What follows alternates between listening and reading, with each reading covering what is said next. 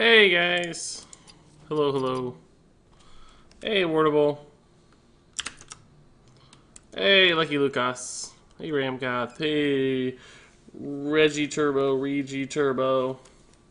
Don't know how to say your name, but I'm biased towards the Reg sound, personally. Hey Wardable. Hey X-Warrior. Hey Tingus. Hey Bruno. Hey Zeroshio. Hey, just a normal guy. How's it going, guys?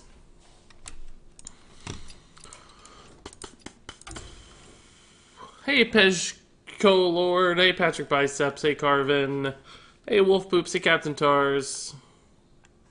Hey, Regis Beard. Here's a little scratch for you, buddy. Hey, Alexander. Hey, Melvin. Hey, Merkerp. Hey, Ice Gamer. Hey, Vaccinator. It's a never-ending chain of hellos. Hey, Melvin. Hey, A-Up. Hey, Milos. Hey, Stefan. Hey, Titan. Hey, Cac P. Sounds funny. Want a legend with Paladin? I might. I don't really know what deck I'm going to play, to tell you the truth. I don't really know. There's a lot of options, isn't there? When I say a lot, I mean, you know, there's a couple different ways to play Druid. I don't know what to play. I should probably label my decks better, but I know what they mean. I'm probably going to start off with Paladin, see how it goes. I have time to rank up tonight, even if I don't hit it on stream or anything, or if we don't get closer, I'll have time to play, like, try hard with Pirates or try hard with Druid or something. So we may just play Paladin, since it's still winnable, still can win some games, but probably a little more fun and different for people than just Druid and Pirate. All that crazy good stuff. I may play Murloc Paladin if hand buff starts going poorly, but I think we can start with hand buff. Make this a Druid free stream. Yeah, it has been so far, except for Arena. I've never played Druid on stream. I played a little bit last night again. I still don't really like it, but what can you do? Hey, Stitch Freak. Hey, Murray. Good morning.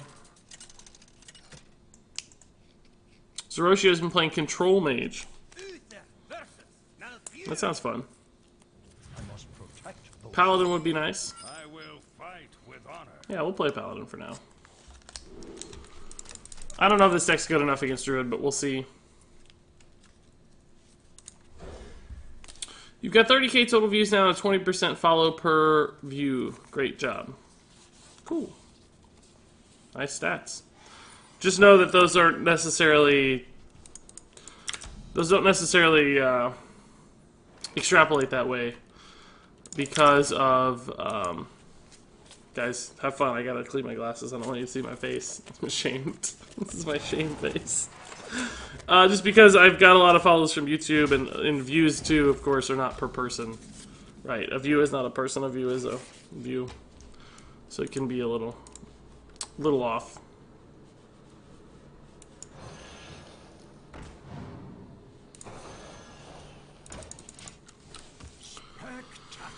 I've just grown my first beard in 47 years, and even though my hair is dark blonde, my beard is ginger. You must be having an effect on me. It happens, man. I don't know what causes it, but it sure happens. Is that a good Spellbreaker target, guys? It's Druid. There's not going to be that many good Spellbreaker targets. I mean, we're going to want to push through taunts later, but if we get a tall enough board, we shouldn't have to. And at least we do deny a trade back. I mean, it might force him to hero power and trade into one of these, but... Probably puts our board in a halfway decent position. We have another 4-drop to follow up. We don't have a great 5-drop, but this might actually hit on the Corpse Taker. And I just want to be sure to play a lot of stats every turn. We could have also just gone into this, but if he hero power traded, he could kill it. I don't like that. So, let's just silence what we can. Hey Regis, what's your opinion is the best deck to climb up from rank 15? I'm not playing at rank 15, but my guess would be Druid. Which is not a fun thing to say necessarily, because that's pretty predictable. But probably Jade Druid. Maybe Token, depending on where you're at. I don't know. Which Druid deck is good at the moment? Jade and Token are both great. You can probably even rank up a ton with just like a Taunt Druid.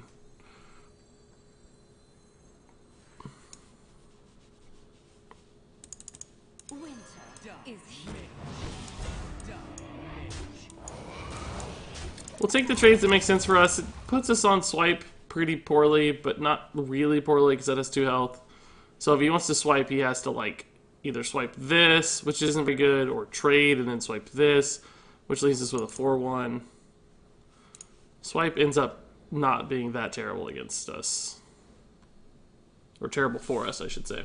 Finally got Aya Blackpaw and Fangel, so I'm trying to play Jade Druid. Congrats, man. You'll find some success, I'm sure.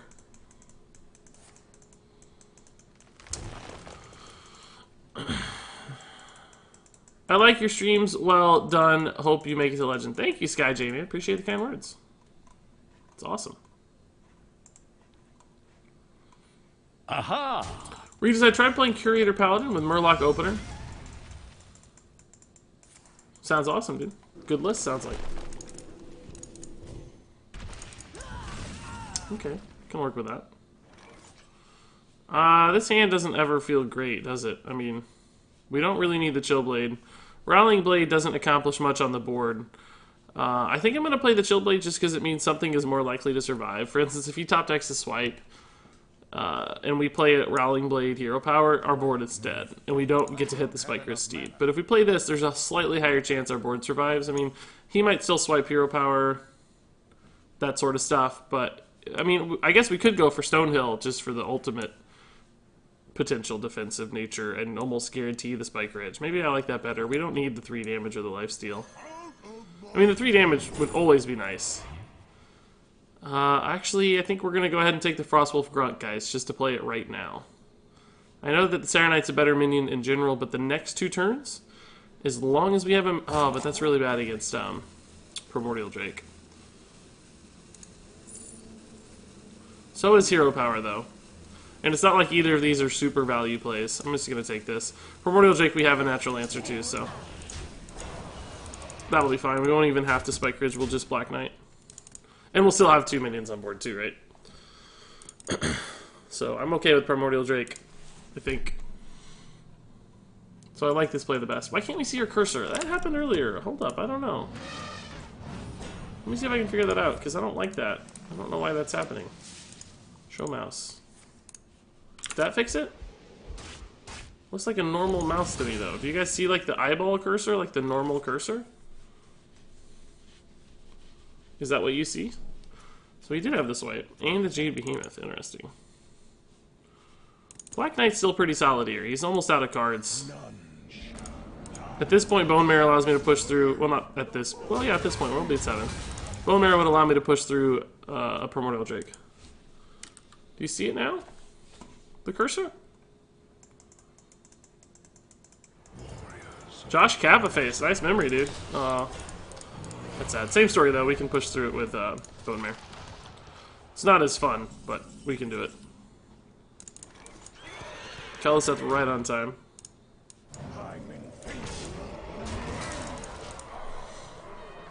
Just keep stacking dudes here.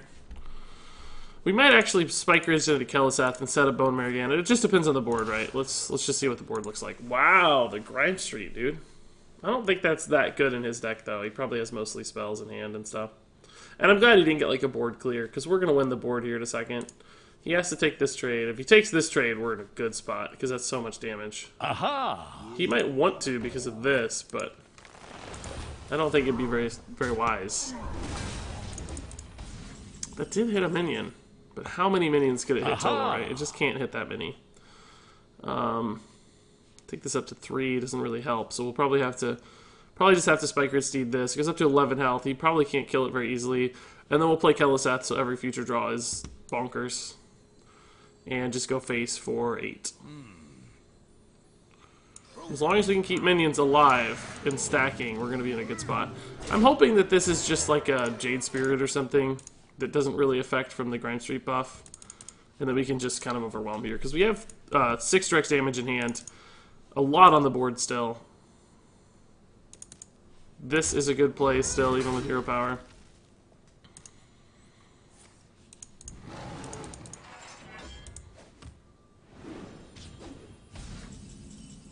So that's just game. It's 8 or 9 plus 6 is 15.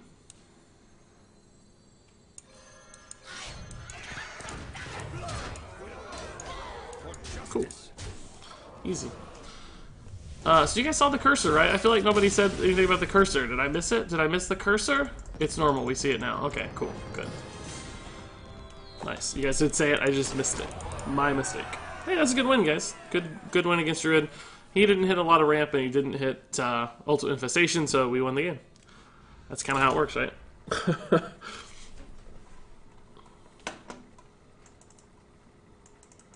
Oh, we're not talking about Vegemite again today, are we? No. No. I like your streams, well done. Hope you make it a legend. Thanks, Sky J. I feel like I read that earlier. Maybe you missed it. But I still appreciate the sentiment, nonetheless. Oh, I gotta put a deck tracker up. Sorry, guys. Yeah, shoot. That's why you're asking what deck it is. I thought I had a deck tracker up. My mistake. It is indeed hand buff, for those asking. I think we want minions more than anything else, and since we have the one drop, we can be a little greedy and try to hit Keleseth and stuff. We hardly ever hit Keleseth in this hand. I don't hard mulligan for him, because in case this is token, we have to keep the one drop. We cannot lose a one drop against token. This hand is all over the place, man. Oh, shoot. This again, every time. Every freaking time. This is what we want. We want the pink. 1 second, don't freak out. I know people are freaking out. There we go. Let me put my camera over the top. There we go. Cool. Cool, cool. Just because these trade better into that instead of the Flamelli. This is an okay turn 3, but I sure would love to hit a Keleseth, I'll tell you. Ugh. God, that opener's good. And he's going to coin out patches. Oh, no patches. Okay, we can work with that. That's a great 4-drop. Thank God.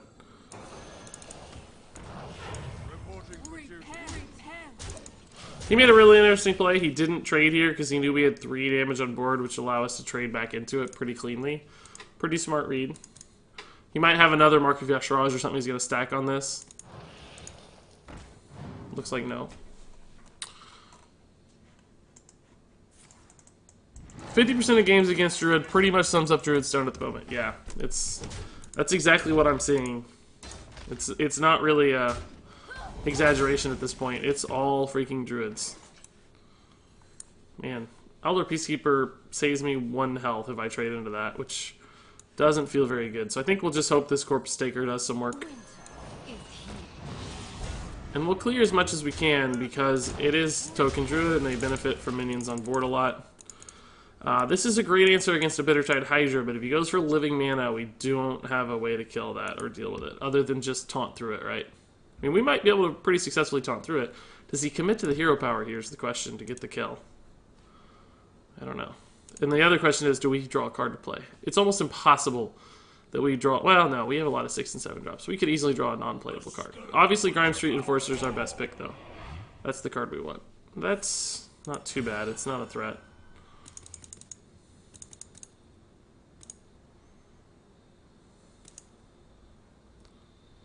I think he still needs to pop the Divine Shield. Because we only have 6 on board. There's a possibility that we don't have an answer, but we drew one. Okay. Cool. So we're going to be able to clear. And it's worth to sacrifice this guy, even though we're losing our board. The alternative is just Aldor Peacekeeper, but then we lose so hard to Bittertide Hydra. I don't think we can risk that.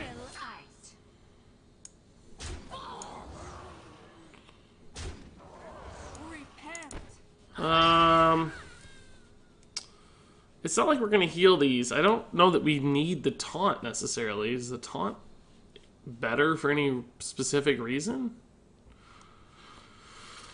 I don't really know that any of these are better or worse. This has a taunt too, so it's not like it's protecting anything. I guess we'll keep the taunted minion just because it's a paladin minion. I don't know. I can't think of a good reason to keep it or not to keep it. Hey, Imo, dude. I love the Silver Regis, dude. One of the few, the proud, the Silver Regises. Thank you, dude. Regis, there's a game called Mordhau that's coming out in August.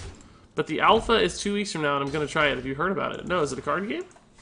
Or just a regular game? Multiplayer medieval fighting game with a strong emphasis on skill-based competitive play and customization. Ooh, sounds cool. I definitely like medieval stuff. That's a good draw. It's just something, right? We just needed to draw a minion. And it looks like this is going to get to survive too, which is nice. Well, I just had to go and say that, didn't I? Why is he running swipe? Nobody runs swipe in this anymore. Right? Am I... Guys, confirm. Do people run swipe in token anymore? I feel like they don't. This is a good draw. It's another target. It has taunt, right? Like, he has to kill that. And then we've got Tyrion on 8, so we're in a good spot. We're in a good spot. Does anybody run swipe in these lists? I haven't seen a swipe in token, I feel like, in forever. So he cleared our board again, but Tyrion is a good draw. He doesn't have a super clean way to deal with it either. At 6, he would, because he could trade hero power and trade, but at 7, he has more trouble with this, it looks like. Might just Spellbreaker it, though. Who knows? This list is weird. It's a little bit more mid-rangey. Bone Mare and Swipe and stuff. But now we're to the point where Bone Mare plus hero power are good enough. Oh, Savage Roar gives him a pretty clean clear. Oh, he almost traded the 7-5 in. Yes, please. So this is a good thing, and the weapon's good. Living Mana is clearly a problem. Obviously not ideal for us. Sunkeeper does not help on the living mana problem. It's not a solution. God, I don't think we can ever go face because that trade's too easy and Savage Roar would be too good. I mean, we might have to do this just because it theoretically trades into 3 of these, right? Just depends on how this goes this turn. Power of the Wild's bad news for us. Still has to trade in 2, though. He gets 12 damage. Oh, we're almost dead. Wow, he traded. I think that's good news for me. Jeez. I can't believe he traded there. So we can hero power Sunkeeper and trade. We're at 4 health. I think we have to save this for a Bittertide Hydra. I think we just have to hero power Sunkeeper, and we can kill this first, right? For justice. We got on a 5. He runs swipe, so 5 is close to terrifying. It's much better than 4, though.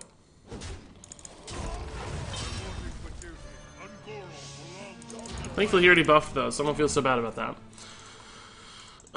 It's going to be a tough one to stabilize on, though. We don't have another taunt handy, so we need to find a Spike Ridge or something desperately. If he plays Bittertide, we're probably better off than anything else. I mean, this is still technically alive, right? But he can hero power it. And that also is a ridiculously good answer. Black Knight trade does not... We're dead to this play without Aldor. Lich King's...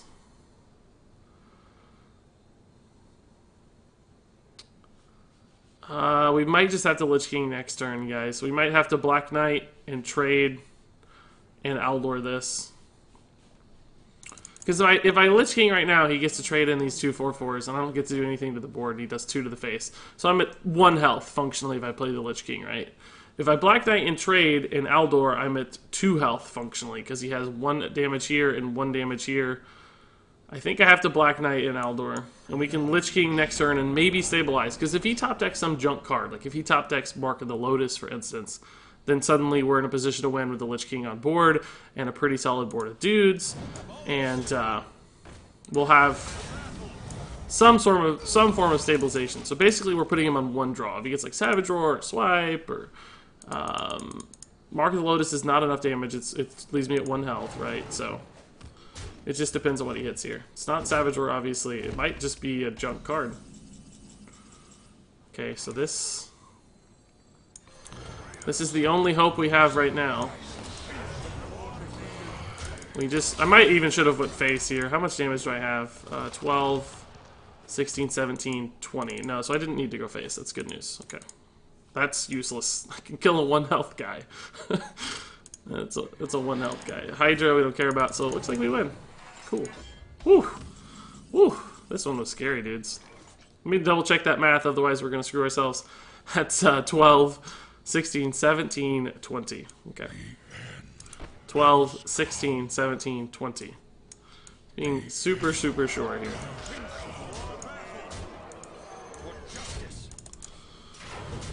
Whew. Why are you wearing a sweatshirt or hoodie? It's cold in my house because my fiance keeps the air conditioning at like 67 degrees. So even though it's like 80 out, I try to stay warm.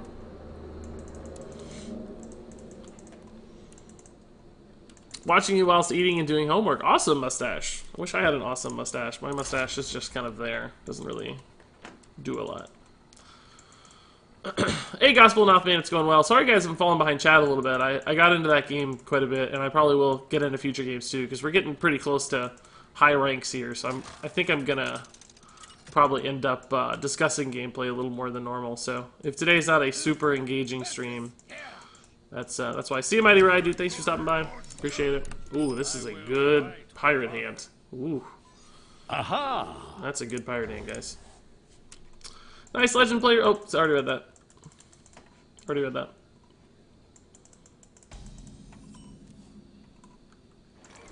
In a misplaced fail fish. Yeah. Super specific and helpful commentary, dude. You're practically on the BlizzCon stage, dude. You're there. You made it. I don't even know what we're talking about, but I'm just like giving you guys hassle anytime you say the word misplay. Top deck swipe. Oh, that would have been rough. Potato muncher. That would have been rough. Your mustache is jealous of your beard. Yeah, I could practically shave it and it wouldn't look any different because it's so light anyway. It's just kind of there to connect, right? It doesn't do anything. Oh, this is a sick start, dude. Absolutely sick start. This coming in, and I mean, this is not the perfect turn 4, but it's fine. This sucks. I mean, this is only good against Red Corsair, right? That's the only card it's useful against the entire game. That's a pretty good turn because I don't have a way to kill this, right? Oh, I do actually. I can just Rallying Blade for now. Do I want to take the 5? Because playing this, you know, it just dies. It doesn't do anything. I think we can take the 5 for now. Because there's a chance this lines up much better, right? If he plays a different minion, there's a chance this works out really well for us, instead of just getting traded into quite easily. But what we need is, we need to see a Corpse Taker, we need to see a Spike Ridged, we need to hit some of this stuff. Stonehill would be amazing, Aldor would be fine, because we'll need an answer to a Bittertide. That's a pretty weak turn from him, thank God. Thank God. This is a good play here. Spellbreaker is not perfect, but it's not a terrible answer against Frothing Berserker, so much rather would have seen a Chillblade Champion or Wicker Flame or another Tar Creeper or Corpse Taker. Pretty much anything else would have been better. Ooh, that's tough that he hit the answer on the play there. I think I gotta play this just for tempo right now.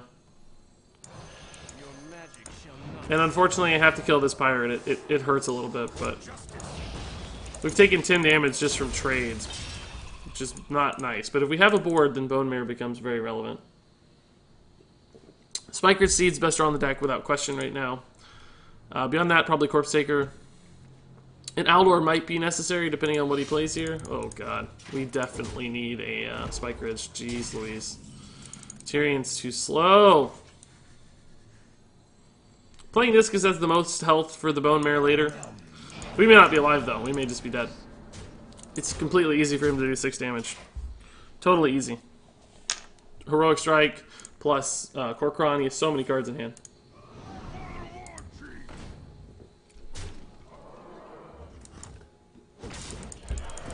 Sucks that I didn't hit a taunt. I mean, actually unbelievable. It's actually unbelievable. And he hit the perfect answer to my taunt too, which is annoying. That's a tough loss. That really hurts. With that opener we got, the fact that we just couldn't follow up is really, really sad. Regis, can you bring in Bar and Jesus for a pack blessing? Sure thing, man. Here we go. Why don't you guys say a little prayer to RNGs to see if you can get some good packs. Maybe it's not. I don't have to do it all the time, right? Maybe you guys can just have your moment. You know, have your moment together. That'll be enough. But I think your packs have been blessed. My understanding was that your packs were in fact blessed. I might regret that Stonehill if this is token, but if it's Jade, I want more pressure on the board.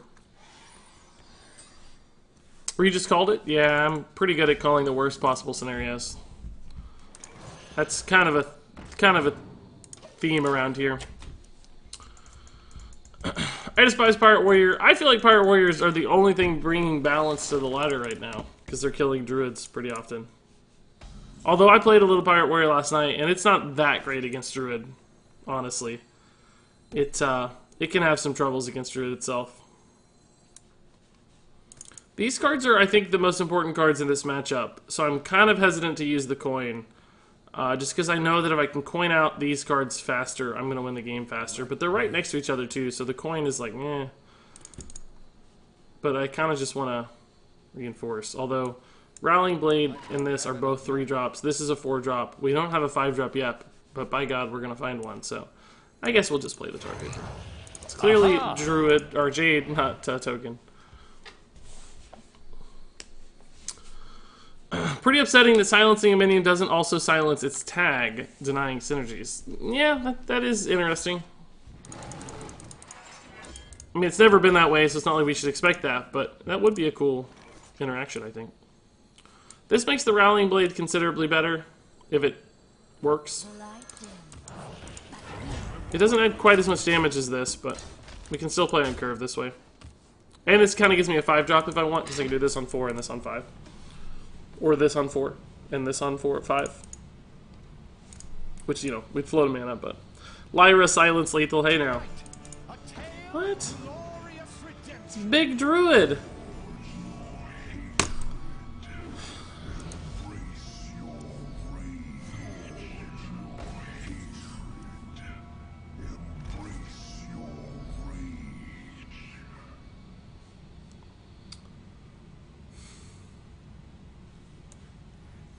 Well, guys, we get to lose the game. Glad that was decided for us. Super glad that was decided for us, that we get to lose the game. We have 8, so we can't deal with that. We need to deal with everything else, I think, at the moment.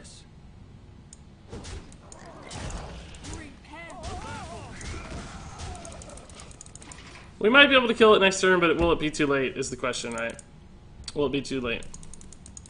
Jade Druid, yeah. Jade Druid, alright. So we called it. I mean, if we can get through the first one, we might still just... Honestly, we might be able to ignore it, depending on what he pulls out. I doubt it, though, because these are a turn away. I don't think we can do that much damage. I'm sure he has taunts, too. Well, he probably has Spreading Plague right now. Aha! Probably just going to get Spreading Plague and be totally done. When will we get the Global Games packs? I don't know, Sky J. I don't know.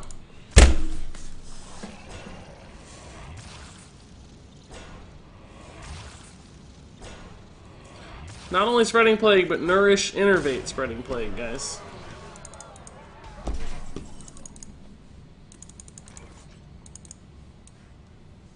Oh, it was a guaranteed combo. Oh! Oh! Well, then there's hope after all. Holy crap.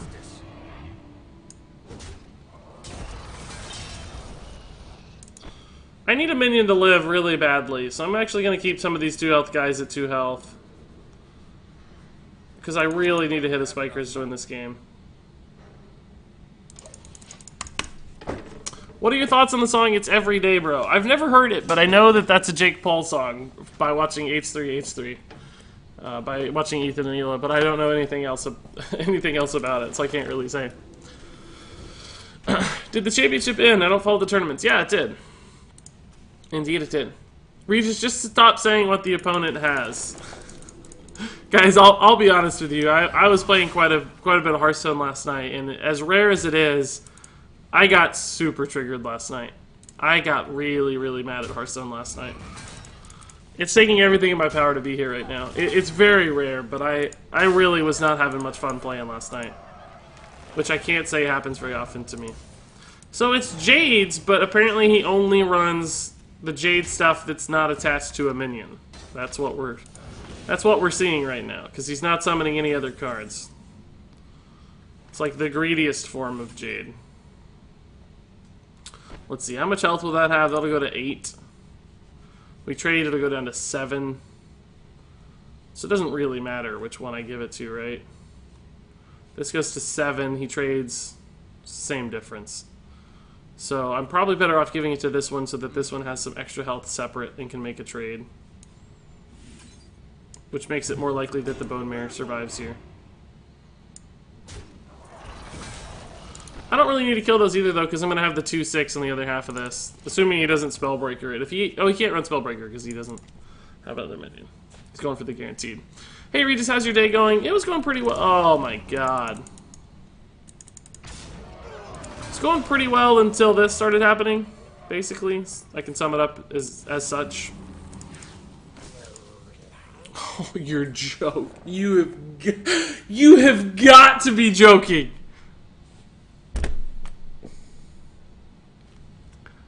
You are absolutely kidding right now.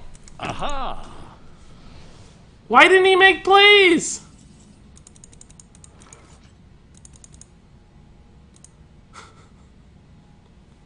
Aha! This is the most offensive thing I've ever seen happen to me in Hearthstone.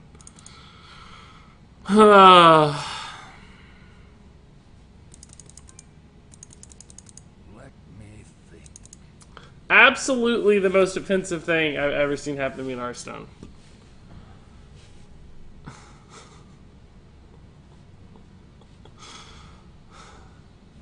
I can't believe he played Soul of the Forest, Moonglade portaled his Yashiraj, and got Necrotic Geist. So now every minion I kill brings back 4/4 in stats.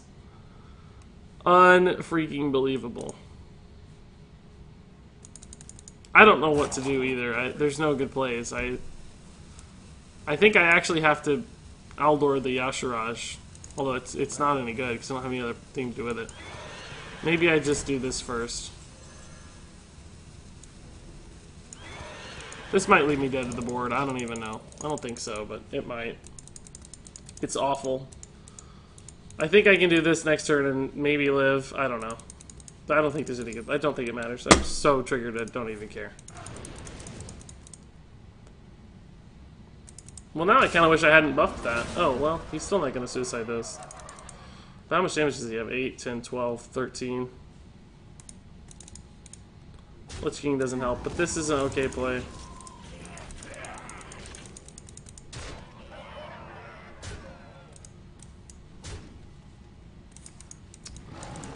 I mean, it's a cool deck. I like that he's playing a cool new deck. I can't fault him there. But the Necrotic Geist really signaled my doom. We're just dead. Doesn't matter.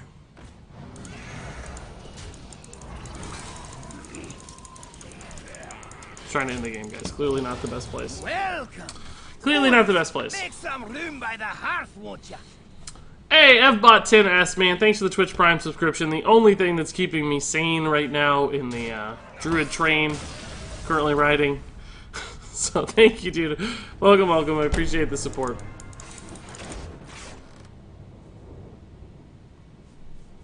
But how many for Ukraine packs? I don't know how many packs each respective region got. I actually wanted to pick Czech Republic, but I stuck to my guns as an American and I regret it. I really regret it. We got young Kobe, guys. How can we beat Kobe?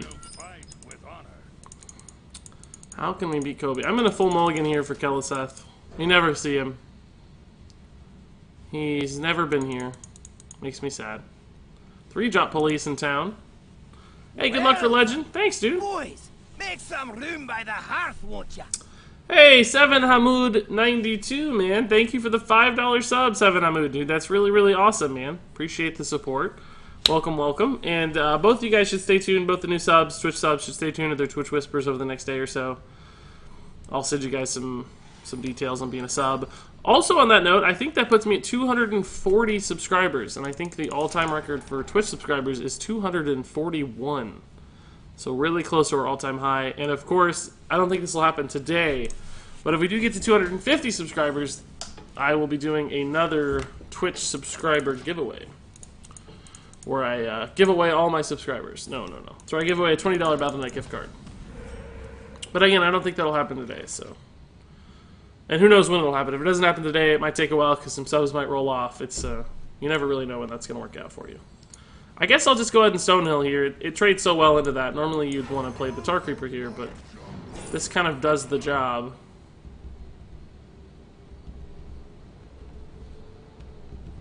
I think Wicker Flame's a little bit better against like big boards of evolved stuff. Because it takes 2 attacks to get through them instead of 1 with like Tar Creeper. So might just have to Rallying Blade that. I don't think we can let that live for very long. We lose the buff on the Rallying Blade, but I think it's imperative to kill that.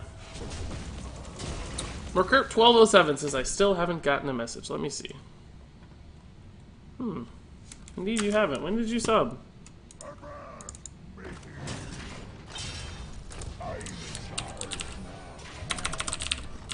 How did I possibly miss you? I did everybody, I thought.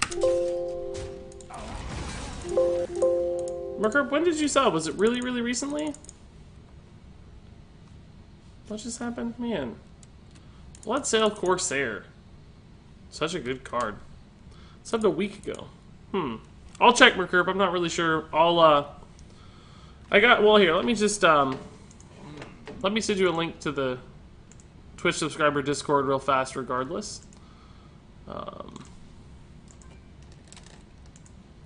Just so you have that. But I'll check. I thought everybody had one, but obviously that is not the case yet.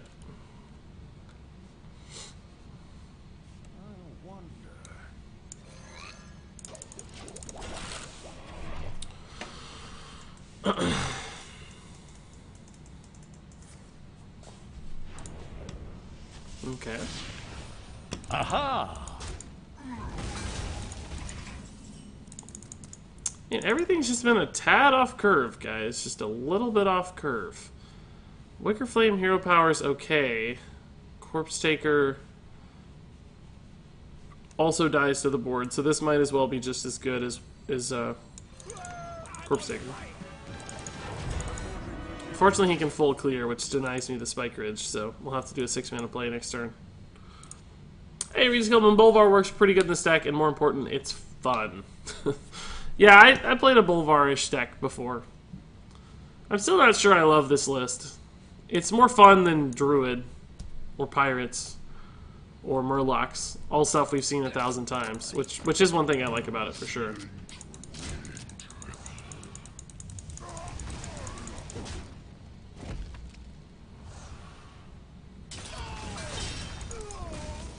Aha!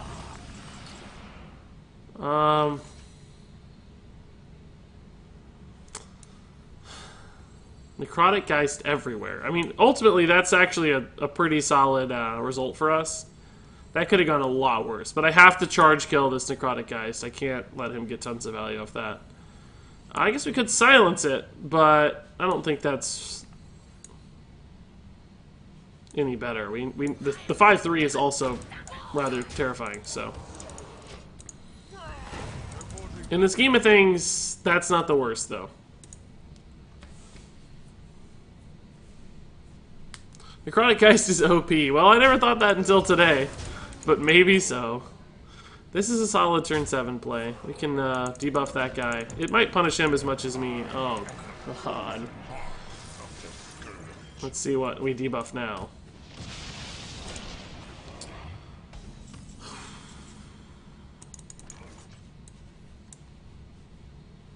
I guess I have to Sunkeeper. That's too much grossness. Although he's going to get to hit one again, is what's bad.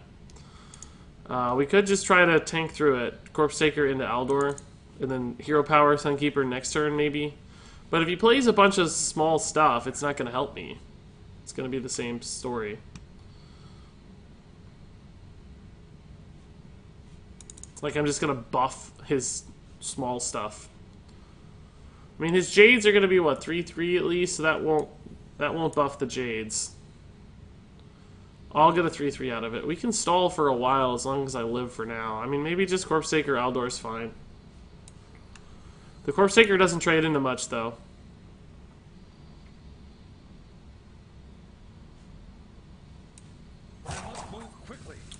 Could Aldor and Spellbreaker on this, maybe. Aha! But then we take 7, 11 damage at least, 8 damage. I still like this a little better. I think I like this a little better.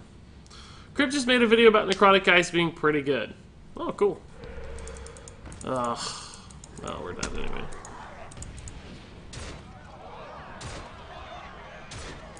Sometimes I feel like my decks are the only decks that don't do broken things. Maybe I'm playing the wrong decks, guys. Maybe I'm playing the wrong decks. But sometimes it feels like my decks just don't do anything cool. I don't know. Do you guys ever feel that way? Like everybody else's deck, just broken stuff happens all the time. It's broken stuff all the time. And then when you're playing, it's like, oh, it just feels normal. Maybe that's just some sort of psychological biases. I certainly could believe that. Join the Dark Side Regis, you know you want to. I did a little bit last night. I won a lot of games, frankly, but I just got bored. I just got bored, so I had to stop.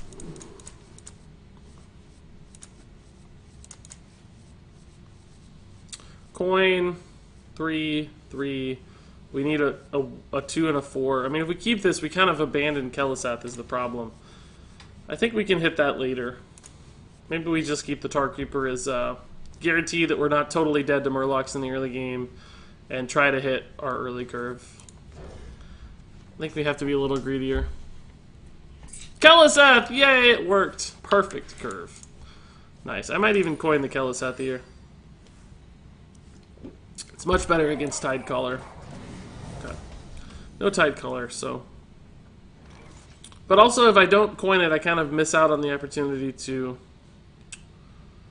Aha! The next card I draw doesn't get buffed if I don't coin it. If he Rockpool Hunters, it's a 2/2. We Firefly the following turn. They both get traded into. They're both a 1 health and a 2 health minion. 2 health minion dies to Rally Blade. They both die to Tar Creeper. But if he tied War Leaders, then he has what? How much attack would be on board? 4 and 4. They would still trade into the Tar Creeper pretty well. So I like this line. Like it traded into the Tar Creeper pretty favorably for us. Invisible Mountain Dew, guys. Whoa. Play some Silence Priest. I was wondering about that. Like, why did everybody give up on Silence Priest all of a sudden, guys? I didn't quite understand that. It seemed like everybody loved Silence Priest, and then we all just gave up on Silence Priest. What happened? I feel like it might still be good. Hey, Reedus, what do you think of Evolved Shaman? It was pretty good last game. It wrecked us. I haven't played it enough to say. The version I played was a little weird, so I didn't have a great insight into it.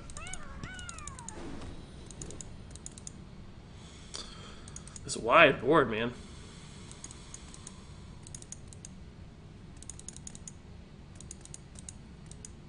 Now that would be that's a weird trade to trade into the Firefly, I feel like. I don't know, maybe he's gonna kill it. It wouldn't be that weird.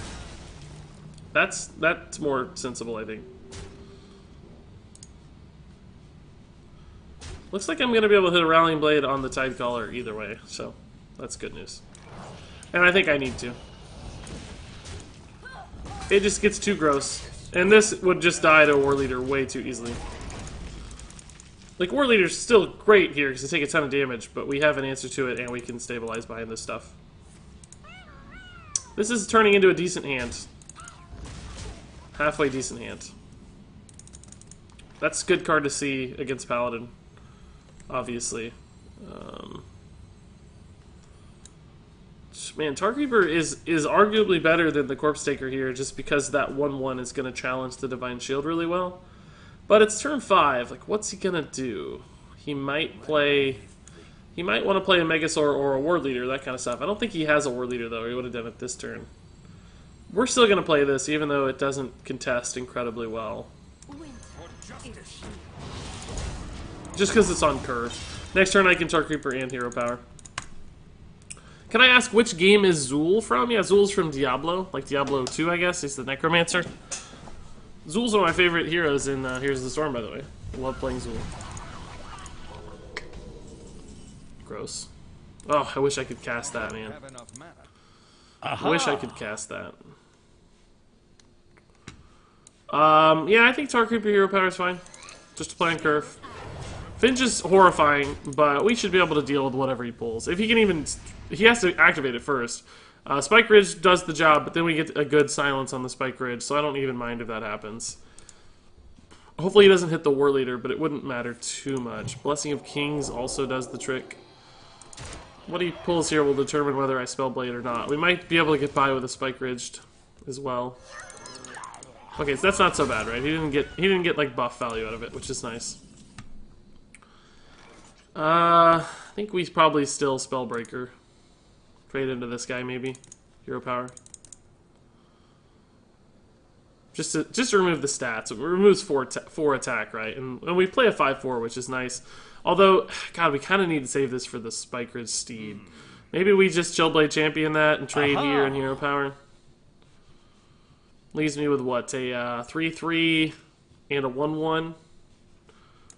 We have this Spellbreaker in hand for shenanigans. We don't have a great play next turn, though. Well, presumably the 1/1 can live, I guess. Presumably the 1/1 can live.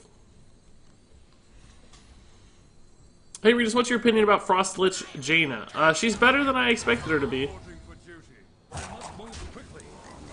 Better than I expected her to be.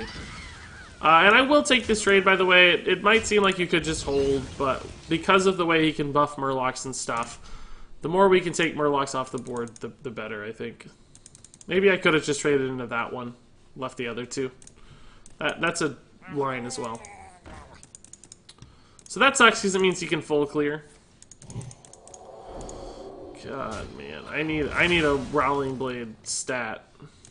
Is he really going to trade the 8/8 in? I can't believe that. Wow. Right, it's the right call, but I can't believe he actually did it. I can't believe it. Alright, so we're going to put our faith in the Corpse Taker here. Anything that pops a Divine Shield is really problematic for us, but with Tyrion and Lich King backing us up, I think we're okay. Also, he needs to kill this too, so we can even hit Hero Power Spiker's Seed if we want to as well. It's very risky, but hopefully he has to send both minions into that. Looks like a rock pool. Oh, a Bone Mare. Holy crap. That is horrifying. I think we have to silence now, right? Oh, never mind. No, that's still not that good. If I silence, I don't have anything else to do. I mean, we can Spike Ridge and trade, but that sucks. There's still an 8/3 there. I guess Black Knight and trading here is not that bad. This goes down to, what, a 6/3? This goes down to... This is still a 5/5. He's out of cards, though, so it's like... Just this and this is probably not terrible. We lose the Black Knight on Tyrion and stuff, but we have the Spellbreaker. I don't know. Hey, Lord Halfshan, I'm doing pretty well. This is a tough game, I think.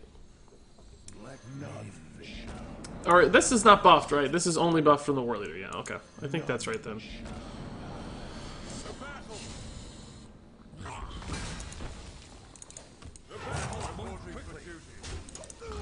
So let's see if he trades again. I don't know. I think if he keeps making a lot of trades, it's good for us because we're eventually going to stabilize behind these big taunts. It looks like anyway. Unless he just keeps hitting crazy plays like Bone Mares. Jeez, dude. Is he going face this time? Okay. Wow, this might actually be a pretty good Spike Ridge Steed turn. It's also not a bad Spellbreaker turn, but again, we don't have anything to play alongside the Spellbreaker. But Spike Ridge Steed here actually remains at 3 health, and it has 7 attack. So he'd have to send in either the Bone Mare or the Rockpool Hunter. He'd send in the Bone Mare, because then the Rockpool Hunter would trade into the 2/6. It would go down to 1 health. We'd have 2 1/1s. A 1/1/1 would trade. The second 1/1 that we'd summon this turn would... Is that really... Yeah, I think that's okay. It just stalls out. Spellbreaker means we're totally dead, though. But that happens no matter what I play, I think. So this at least takes some damage off the board.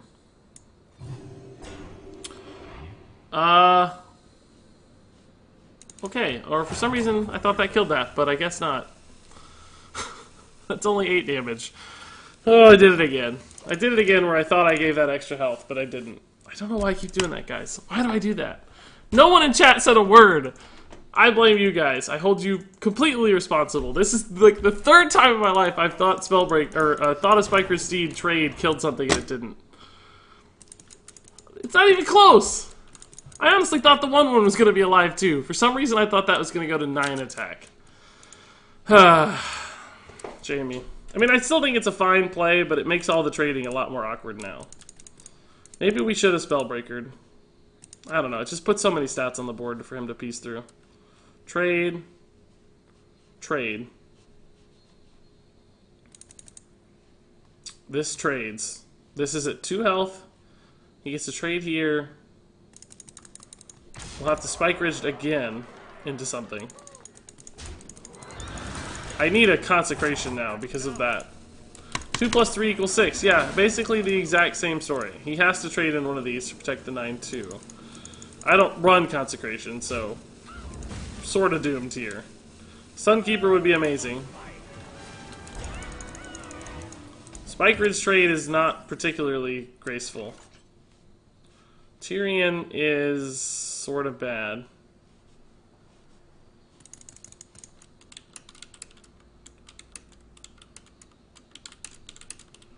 I guess we could buff our Tar Creeper up to 12. Trade. Trade, trade.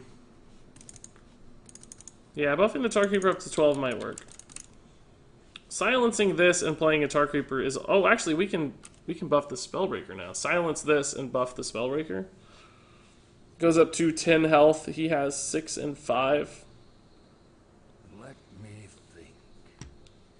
And then he doesn't have a way to get through the 2/6 very efficiently. I think I like that. This silence takes off 4 health. This silence takes off... Or 4 attack. This silence takes off 4 attack. But this is slightly more health and taunted, so I kind of think it's more valuable. But am I better off buffing this to 7? Or this to... If I do the 7, he gets the 6 attack to kit. I think this is better. Not really sure yet, but I think it's better. 5, 7, 8, 9. Yeah, it's a little better because he probably has to use both of the big attack guys.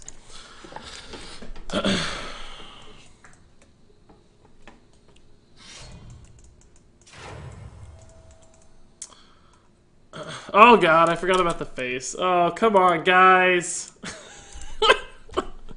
I misplayed the misplay phase. Oh, that's bad news. That's bad news, Bears. I mean, it did remove some damage from the board, at least, theoretically. I don't know how much, but all the 1 health stuff's really annoying now. And we're close to dead. Tyrion's nice. Actually, Lich King might be just as good here. Oh, wow. Thank you for taking that trade, bro. Super helpful for me. Bone Mare actually is not bad either. Bone Mare plus Tar Creeper. We can Bone Mare tear him down. This remains as a 4 health minion, which trades pretty well into the board.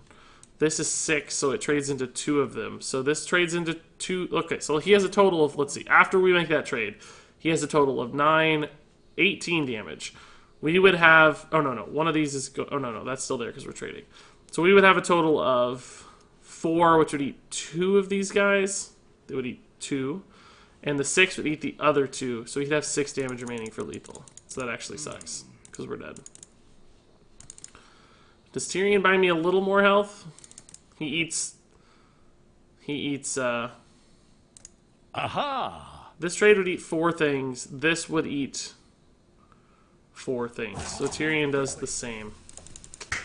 And this eats 3 things, so that's the worst. Well, it eats 4 total.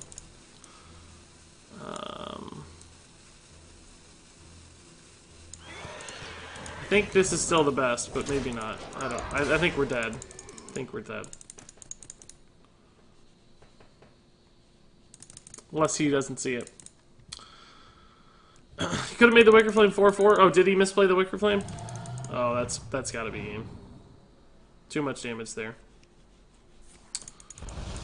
That math works out super well now. I think it was game anyway. I don't think it mattered, but...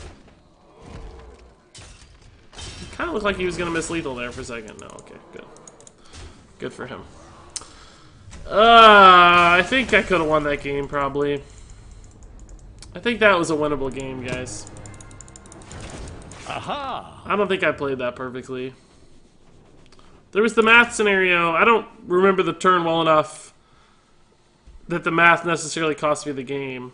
I think it was still a fine play. But, because I don't think the silence play, which was the alternative, made any sense because we were going to float like 2 mana in hero power, basically floating like 4 mana. So I don't think that was our line ever. I think we had to take the line we took. But that wasn't where I think we lost the game anyway. I think we could have done some better stuff with that board. I don't know, it just seemed like that board kept coming. Just like couldn't get away from that board.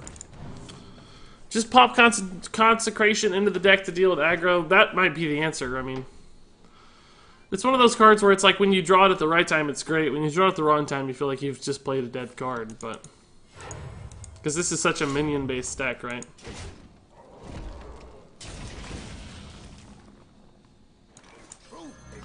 Alright, if we can hit a... Well, actually, this is not a bad curve. We just need some taunts, really, is it. Thankfully, we're ahead on board a little bit, so... For now, at least. Here comes 2 pirates. Oh, just 1 pirate. We can deal with 1 pirate. Aha! Biggie. I think I have to I think I have to kill the pirate here because of cultist. I can't give him another 5 damage here. It would actually be 6 damage I'd give him, I guess. You're stupidly lucky with the princes? Really? I feel like we've seen it twice. Maybe you just showed up for the last 2 games, because the first, like, 5, we didn't see it once. Didn't see it a single time, I feel like. Gotta play this for tempo. It wouldn't be... It's not that good anyway in this matchup. Did he just pass turn 4? He didn't even armor up? Or no, that was turn 3. He passed. Sorry. That makes more sense. Is he gonna trade here? No, okay. Yeah. Yeah.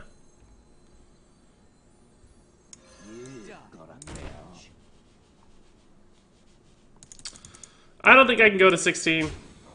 Aha! I know that you're probably thinking, well, you gotta use the weapon at some point, which is true, but there might be a better target for it. Just a little thing. You know, just a little 2-3 or something. Oh, he identified that he has to kill that for 2 reasons. One is because of the buffs, but the real reason he has to kill that is because Spiker's Steed happens on 6. Which will just kill him. Oh, best possible option. Insta-grab. On curve to play this turn and lifesteal. I just can't imagine a better card. Alright, maybe I'm making you lucky. You're sucking all my luck, Regis. Oh, I'll take it, dude. We need it. It's desperately needed. So he identified the right target to kill here. That was pretty smart. Because if I got the buff on that, it would just be game over. I mean, I think it's game over anyway, but that would be super game over.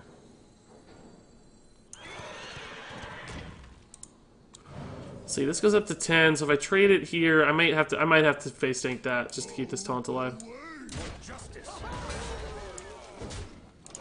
Should be okay. We have Tyrion and Wicker Flame. And a taunt on board.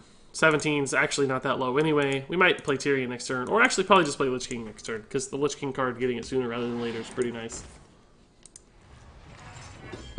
Interesting. Lich King is still fairly reasonable against that, so...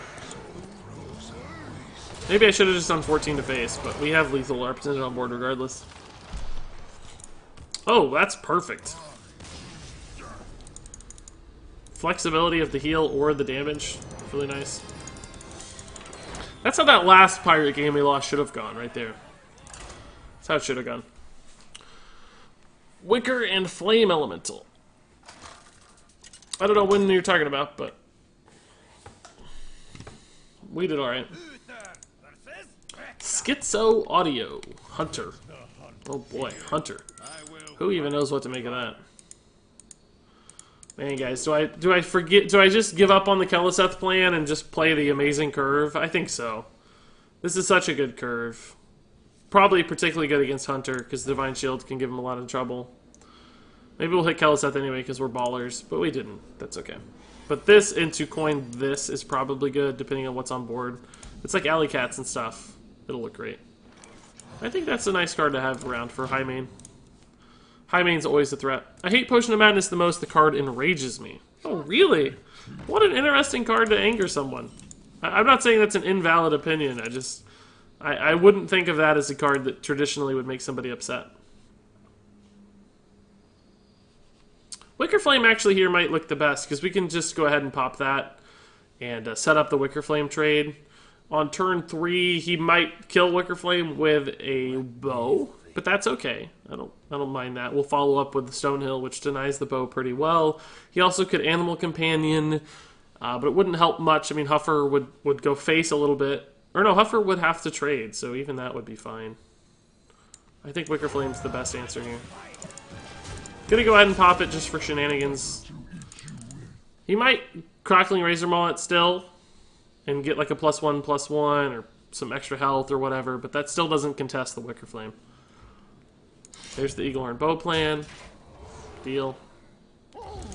So we'll just play the Stonehill, which is not very good, which is good for us against the Eaglehorn Bow, like I said. Good plan. Good plan.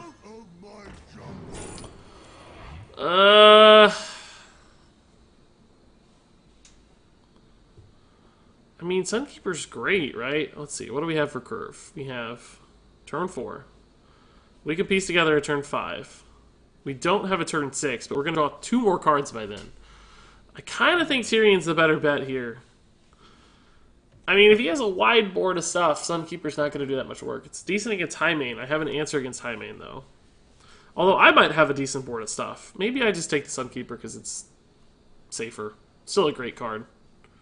I'm just going to take the Sunkeeper. I think it's fine. Tyrion was enticing, but I don't think this is going to be an 8-mana game. I think this is going to be a 6-mana game. What I mean by that is I think it's more likely to end a little sooner rather than a little later, if that makes sense. That feeling of immense depression when your opponent plays Ultimate Infestation and you're still at 5 mana crystals. Oh yeah, I think we all know that pain very, very well, man. I think we all know that one. Gotta clear the board against Hunter. Keep that beast energy out of there. He has a good trade here, but we have the board. Solid follow-up here with Corpse into Flame, which would even be good with Sunkeeper too, so. I don't even play a lot of aggro, but Priest with Potion of Madness makes me want to concede turn 3. I'm over here minding my own business, gaining tempo with Imp Gang Boss and Reno Lock, and Mr. Anduin comes over with a 1-mana Brawl. Yeah, I can imagine Imp Gang Boss does make that feel considerably worse. Ooh, Spellbreaker trade? Oh my god, that's too good to pass up. I mean, Spellbreaker's good against high main as well, but the Elder Peacekeeper is like the ultimate answer against high main, so I don't even care. Play that high main. We'll negate that bad boy immediately. Hopefully I'll hit a 3-drop too. Just really shut him down. God, even Sunkeeper's not bad against high main, honestly. That's a little annoying. Aha! This isn't a terrible Sunkeeper turn. I just get to keep a 3/3 with Taunted, and clears board, and a 3/7 taunt. And we set up perfectly for a Bone Mare. I think we'll just Sunkeeper here. I don't think we need to be too fancy with it. Would I rather have a... No, actually, I think I'd rather kill the Taunt. I think I'd rather the Sunkeeper be the only minion with Taunt. That way, Eaglehorn Bow's worse. Eaglehorn gets a lot worse that way. Cost me 1 damage, theoretically, but... Didn't get a notification you were online. Sorry, Regis. Don't worry, MLTG, man. Don't worry, you can always watch the VOD if you need to. Oh, wow. Kill commanded the 3/3. Okay. I don't think we have any way to kill those, so let's just Bone Mare and face, right? Bone Mare and face plan. Aha! I like this plan. Hey, let's shout out some follows. I've been missing my follows this morning. I've gotten so used to the aha that I seem to miss it half the time now. But Dan the Whammy, Acidim, Chamaso, Devil Tally, Meosid Warrior, Salad Boy, Collage Cougar, Third Twins, Just a Player, Kilbinster, ooh, I like that name, Nye Schnefter, Vexelian, that's Towley, McCluving, La La Land, good movie, Vinny, Seven Hamoud, who also subbed, wow, Telendar, Haidunya, Ikter, BT Wills, Psycad, Yusuf, Josh, Kappaface, Sky J, who showed up in chat a few times already. That's nice. Mystical Moo Moo Cow, Dat MTG Wizard, guys. Thank you everybody for the follows. Really, really appreciate it. I think just Aldor Grime Street is totally fine. It's not my favorite trades. I wish we had a silence just lethal, but I guess it wouldn't be lethal. It might be lethal. No, it would be one off.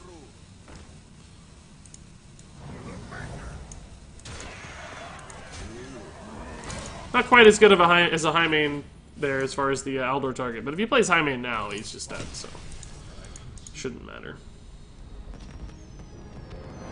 Yay! Back to where we started, or maybe not even that. Maybe still a star shy of where we started.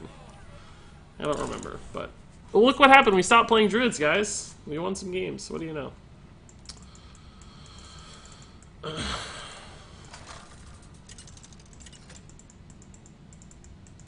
Hey, Jerks, man. Good morning. How's it going?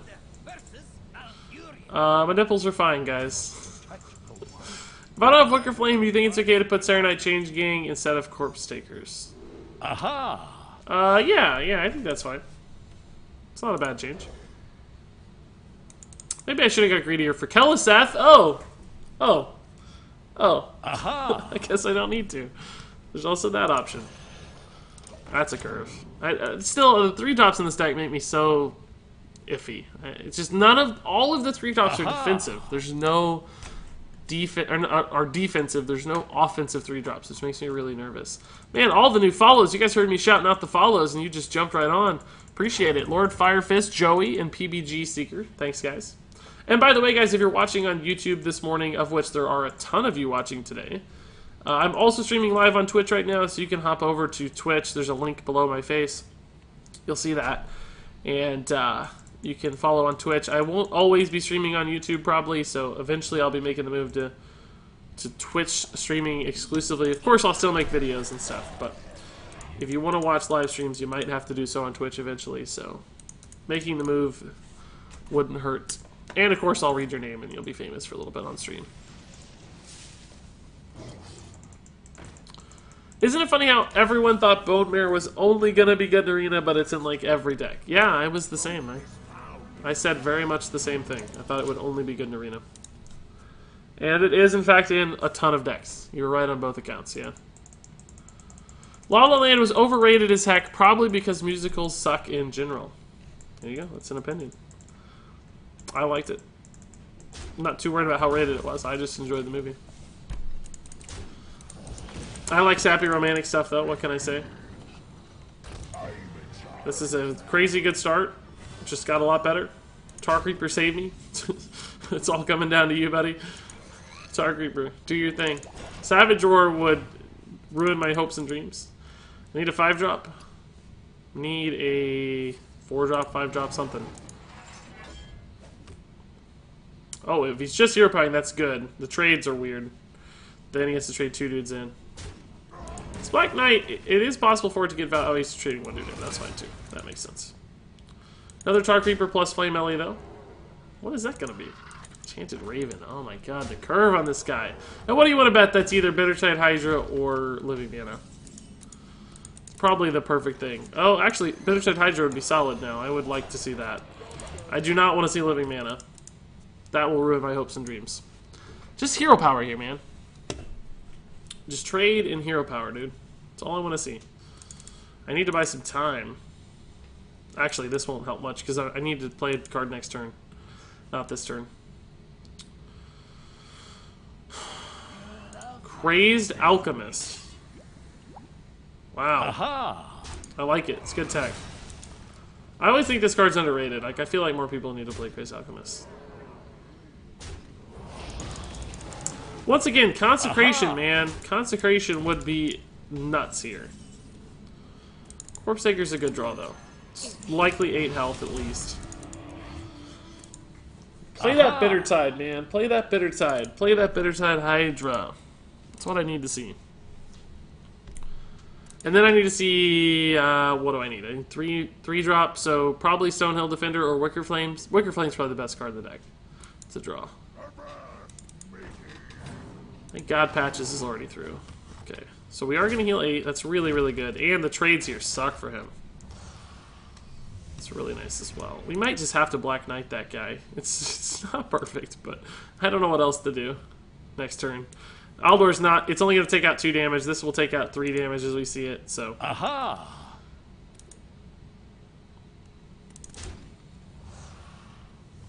Actually, is it going to heal... Oh my god, it healed 12. Wow. That is unbelievably good. Ooh, Stonehill's intriguing. I think we still Black Knight and just... We know that we have an out here. It's still just Living Mana that's the biggest problem card for me, and that might be it still. He's been holding on to this for a while. That could be Savage Roar, but... Well, it's probably Savage Roar, I bet. Ugh! I do it every time, guys. I gotta stop saying it. Every time I say it, Living Mana is the problem card for me.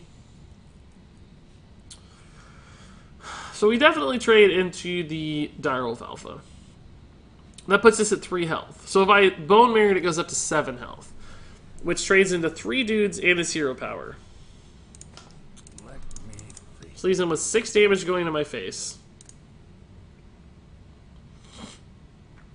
Alternatively, I can play the Stonehill Defender, which actually gives me just as much defensive utility almost. It still trades into... Well, it trades into 2 dudes, but I also get another taunt. And I can probably hit a 4-mana taunt or less. I think I'm going to play the Stonehill just because... Well, Savage Roar, I'm probably dead anyway, unless I get a taunt off this. And I'm 99% sure that's Savage Roar. Wicker Flame is the most defensive of these, so we'll play the Wicker Flame here.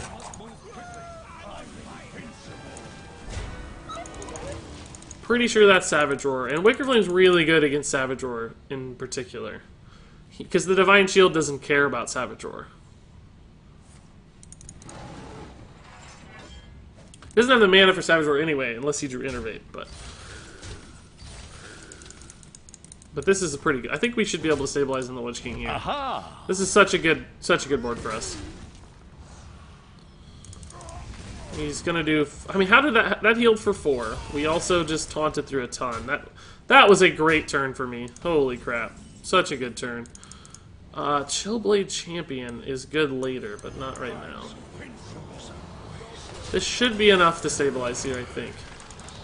Deal 3 to the board would also be sick. I'd love to see that. We still have the Elder Peacekeeper.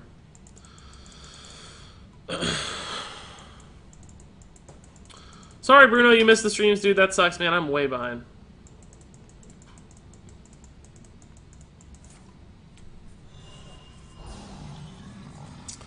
Okay. I think that's fine. Probably just Bone Mare and Righteous Protector. And go face.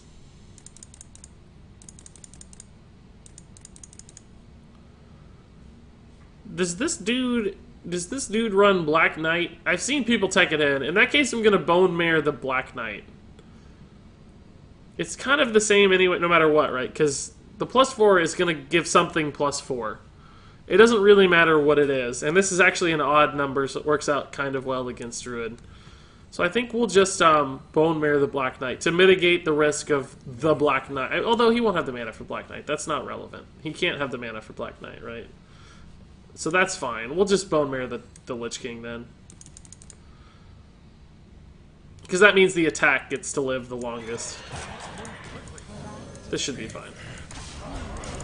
Should be fine. He doesn't have the mana for Black Knight anyway, so... This should be just fine. We should have easy lethal here. Ooh, Leoric, dude. I like that Toasty Legend, dude. Looks good. Toast has never been rank 1 Legend, though, right? I don't think he has. Aha! I'd be surprised if he had. Ooh, Direwolf's good. Still not enough to get through, though, I don't suspect. Not through everything, at least. Yeah, we just had 11 on board. Sick. Whew. Back in the winning ways, guys. Back in the winning ways. Had a little rough streak, but now we're winning again. Has anyone who is not playing Druid actually got up any ranks over the past few days? You definitely can. Toast gets toasted. Oh no, I don't mean that as a slight against Toast. Toast is awesome. I'm not trying to not trying to diss Toast, Lorik. I just didn't think he ever had. It's just confirming my suspicions. I think Toast is a fine player. I mean, clearly not at the level of you know, top end pros, but clearly still a great player.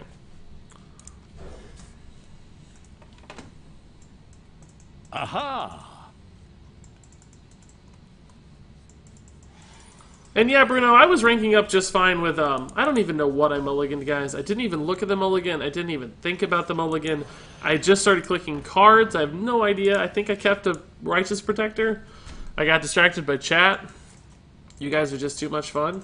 So, what can I do? Can't hold me responsible for you guys being too much fun. Maybe he's going to think we're like a total smork deck here and overcommit some stuff, or go too defensive early and we can handle it later. Had a quest to get wins as Druid, had to play Jades. Hey, Feels bad, jerks. man. Yeah, that does feel bad, dude. I understand. I get it. We're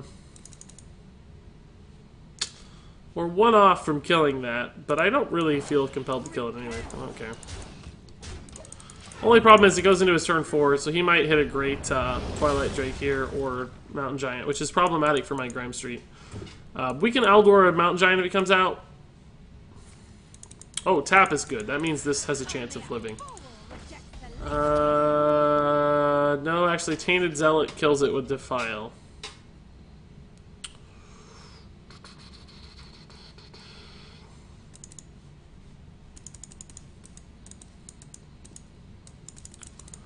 Yeah, Tainted Zealot kills it with Defile, guys.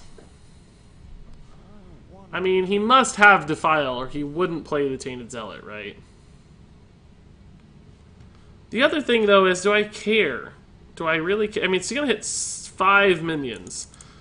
It's not going to give me the best on-curve plays, but I don't even think I care that much. It also kills his dude. And leaves him with 3 mana, so I probably win the board back. I think I'm going to... When I say kill it, guys, I mean this. It's going to kill this, right? Oh, you're right. It may not unless he plays a minion. You're right. He has to play another minion to actually trigger the second half. But that shouldn't be a problem. I'm assuming he runs all kinds of stuff.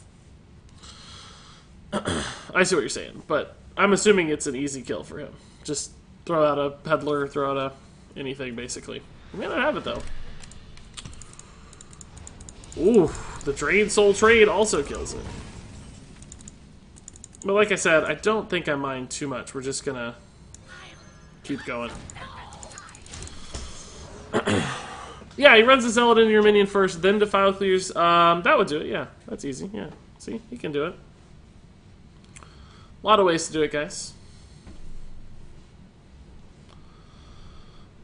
That would still do 4, because he'd do 2 when the minion's alive, and then 1 on the next round, for a total of 4.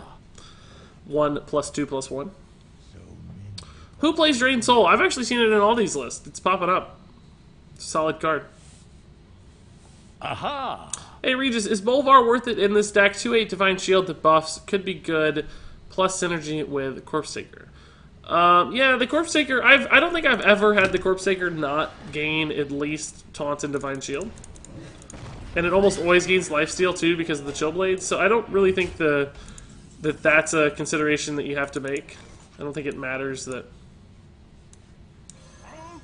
it gives synergy to the Corpse Taker. In other words, that's not why you'd play it, right?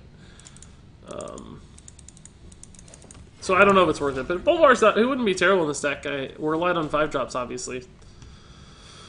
I don't know what you'd cut though. The weakest cards are, well, the Chill Blades are sort of weak, but they make the Corpse Takers so much better. So I don't know. It'd be tough. I keep missing your streams because I don't get email notifications anymore. Are they broken? I don't know, Banter. Be sure to check, like, if you guys check the the kind of the follow button at the top of the stream. I'm assuming you might be able to find some kind of notification switch where you turn notifications on or off. It could have something to do with that. And I know there's a setting as well in Twitch, like in your settings, where you can turn off email notifications. So it might have something to do with that. I'm not really sure. This Spellbreaker would be so good against Twilight Drakes, but honestly, I'm not sure he runs Twilight Drakes. Looks like he should in just a handlock deck here. But I really just want to get minions out on the board and alive here, guys. Had to silence first. Obviously, we don't want to silence off our debuff here. The Lich King seems a little slow. Yeah, that may be true. You could probably cut the Lich King if you wanted.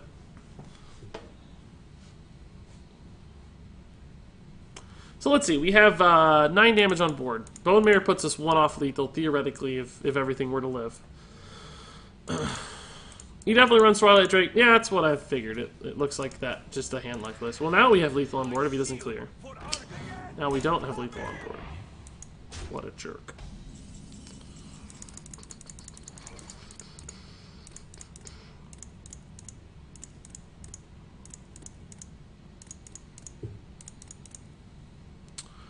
I'm not seeing a way through this, right? I don't think I have a path through that. This allows me to only do 5 to it.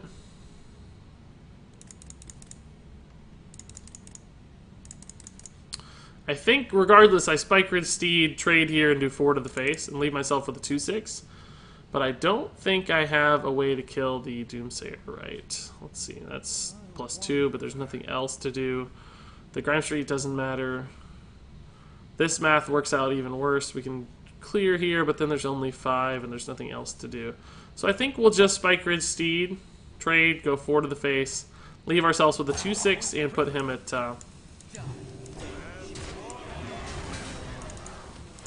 Hero power didn't really matter, but...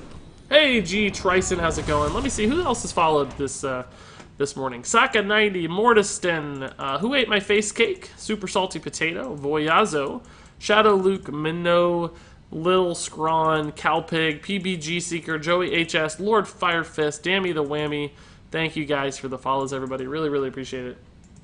Thanks, guys, for the signs of support. Aha! So this will give us 60... Oh, baby. That's scary. Oh, he just accelerated the amount of damage he's taking. I think I like that a lot. Thank you, bro.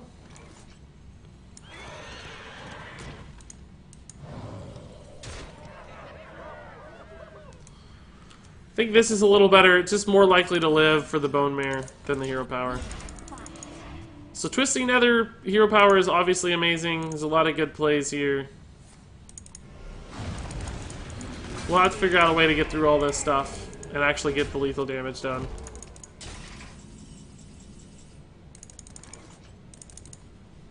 Seven. I think... Bone Mare on the Wicker Flame is intriguing. Aha! But Siphon Soul deals with it just far too efficiently. I think I'm a little better off playing like Corpse Taker and Wicker Flame and a Hero Power so that he has to really piece through a couple Divine Shields. And then maybe next turn we hit the... Oh! That's not what we wanted.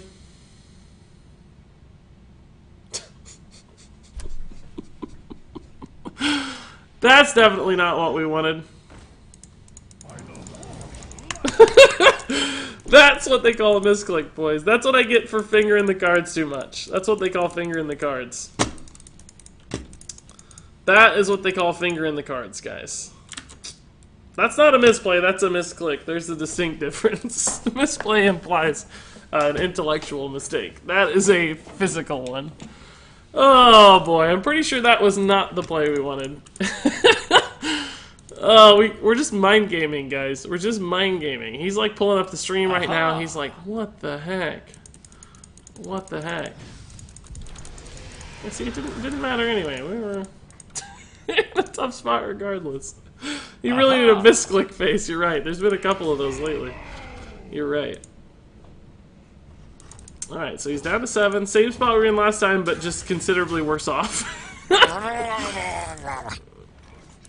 Hey, Jerks, thanks for the 100-bit cheer there.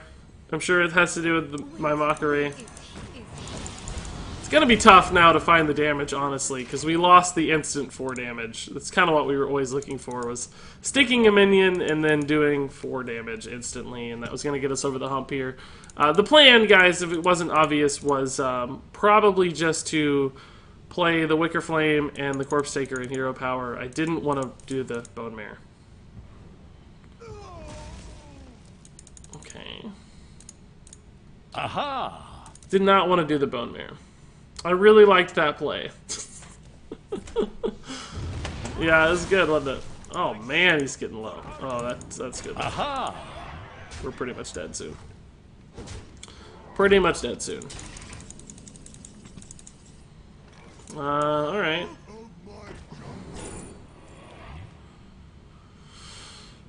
Guess we're on the Wicker Flame plan. Actually trades really well into most of this stuff. He's at 4 too, so it's like if anything sticks here.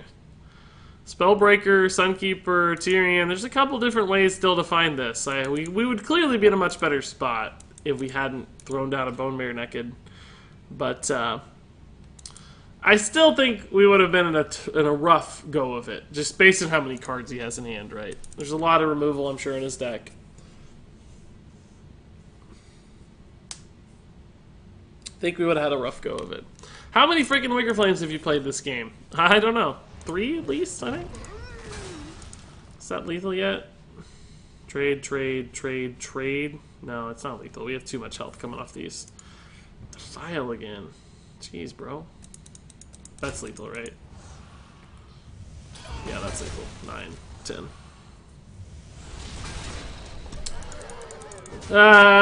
Maybe a winnable game. Maybe. Regis was just throwing because his opponent is a sub. Is my opponent a sub? Suguru? That doesn't sound too familiar. Maybe it is. Maybe there's mind games you guys don't even know about. I'm playing like 4D water polo and you guys are just playing checkers. I don't know. Morning, sorry I'm late again. Hey David, Alcoholic dude. Welcome, welcome.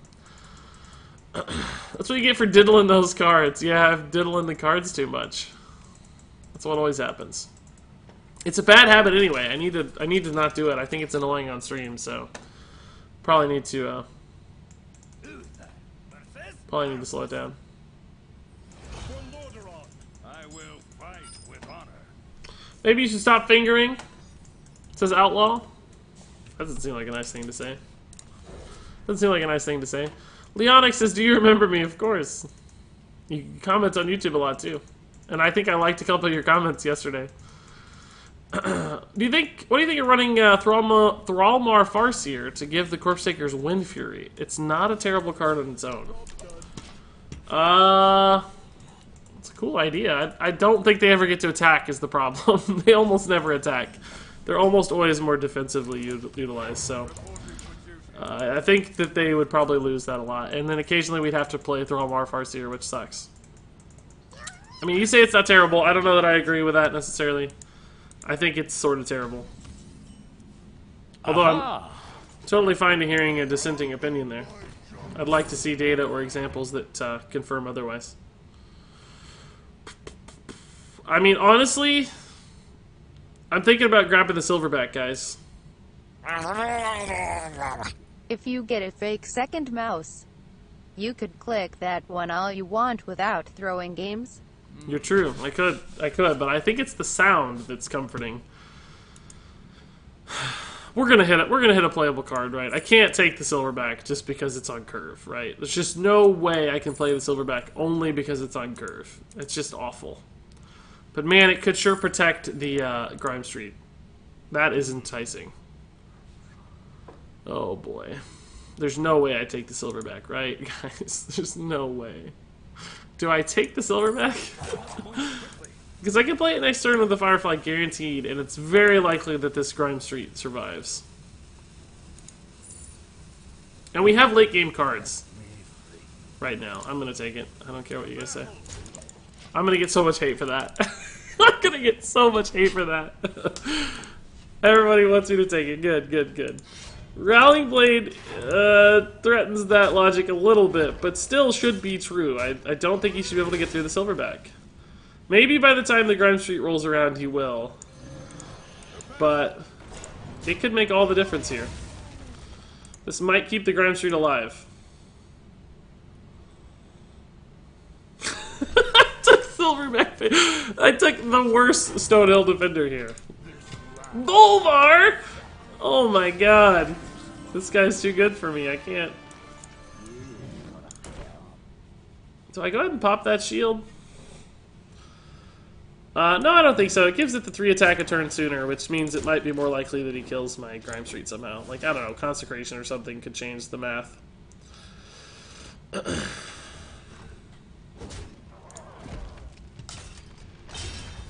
It's not a bad Divine Shield pop anyway. Oh my god!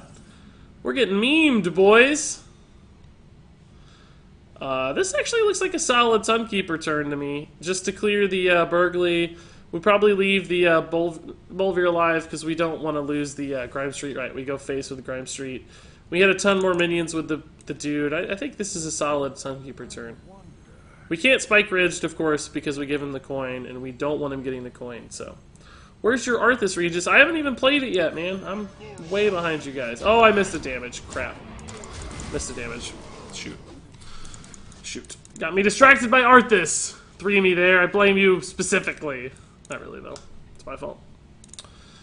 I literally just said he doesn't have it yet? Yeah, I haven't even played it yet. Tomorrow is my solo stream, right? Whoa! Baller plays. This guy's a baller. Spike Ridged keeps us alive again for a while. We could also just Black Knight and Flame Elemental. It's not the best Black Knight target though, right? Like I might have to kill a Tyrion or a Lich King. But is the tempo now worth it? Because I get to play a 3-4 and a 6-7. I think it's worth it. That's just such a monstrous board. And again, it keeps the dude alive, so... He should be at 18 health. Hopefully I don't miss a lethal opportunity because of the missed 1 damage I had. Seen the new episode of Rick and Morty? No, not yet. No. Wait, is Arthas the Lich King? Yes, indeed it is. Yeah, that's the Lich King. He turns into the Lich King. I do have silence, that's true for Tyrion. Yeah, that's a good point, Ian. We may not need anything else. He's finally going to get to kill this guy. God, how much damage do I have? 8? Plus 9? Theoretically have lethal here, guys. If I hadn't missed it last time. If I hadn't missed my damage before. We have 8. We would have 17 and he's at 18, so I may have in fact missed lethal if this is not Noble Sack. But it could be Noble Sack and then we're fine. Spoilers. Spoilers on a game that's like 25 years old, yeah. Okay. I still think we save the Rallying Blade, though, for instant damage later, right?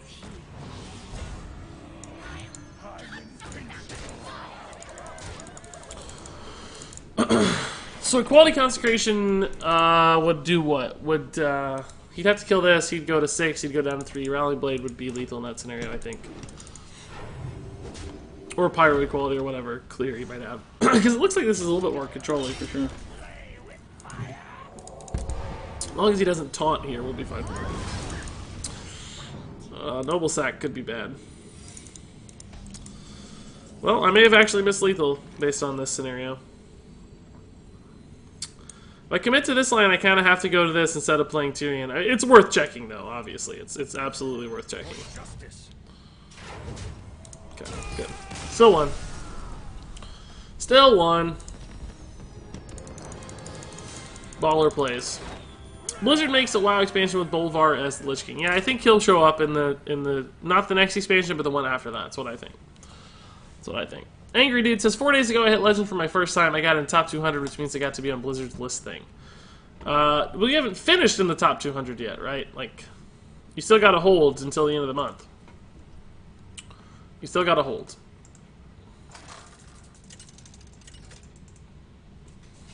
Still got to hold. If you lose it now... Same guy? Yeah, same guy. Okay. So we know he's running Exodia Paladin. Ooh, good hands. Wow. Deal. Do we really need the Firefly, though? We're going to coin the Kel'Thuzad. Yeah, we're going to coin the Kel'Thuzad, so we'll need a 2-drop. Yeah, I think we do. Are you hyped for Argus or burned out on WoW? Both.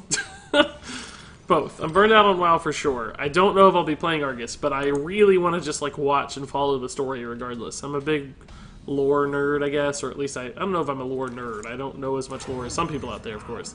But I enjoy reading about it, and I enjoy hearing the storyline and stuff for WoW, so...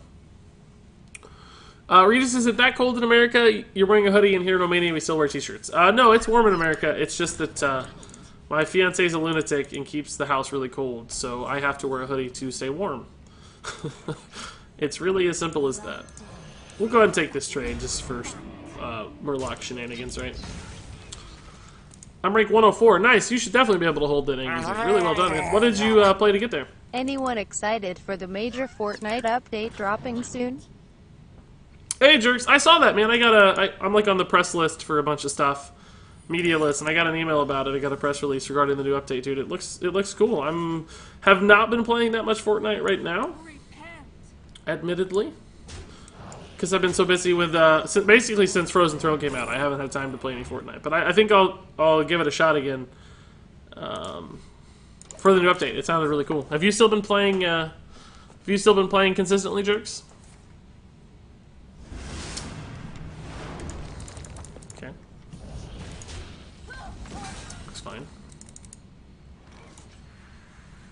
We like this better. We don't need the heal yet, really. Need a little bit of heal, I guess. Divine Shield, not great against a 2-1, but I mean, clearly this is Getaway Kodo.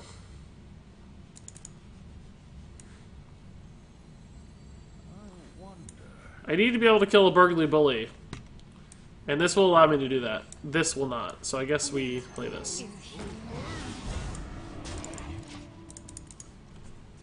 Got a lot of good schematics and stuff, but the second area is such a grind. Yeah, well, I made it to the second area, like the first, first few spots in the second area. Oh man, now he's gonna redeem that. Maybe I regret not taking that trade now. So, oh, hello. That seems solid. Trade. That comes back as just a... It comes back with nothing, so we can just go face with the remaining one. If it does get redeemed, it's not that big of a deal. Getaway Kodo, a little more annoying perhaps, but still not the best minion in the game or anything.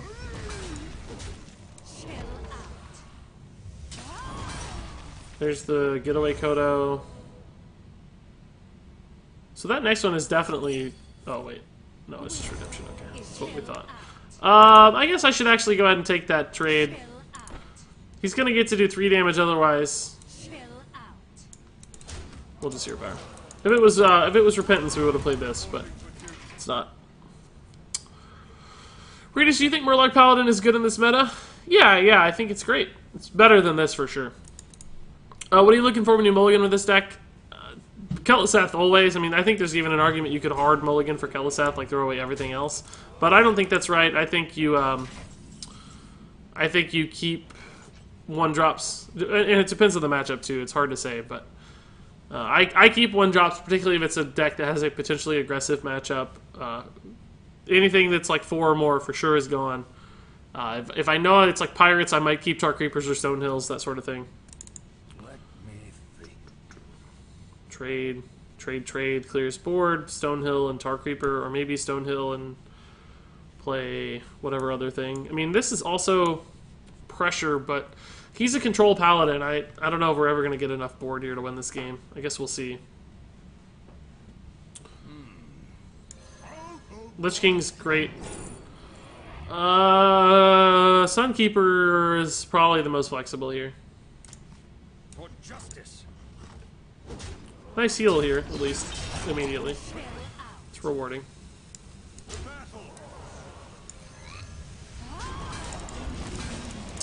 It's weird, like, most of the cards in their hand are not Kel'Thuzad buffed. It's funny, they've mostly come from other sources, or we drew them early, so it's kind of sad. Regis, can you make a budget Blood Reaver Gul'dan deck, or a Quest Blood Reaver deck? I will be, yeah, I will be. All those will be coming. So we can clear here. Multiple ways, actually.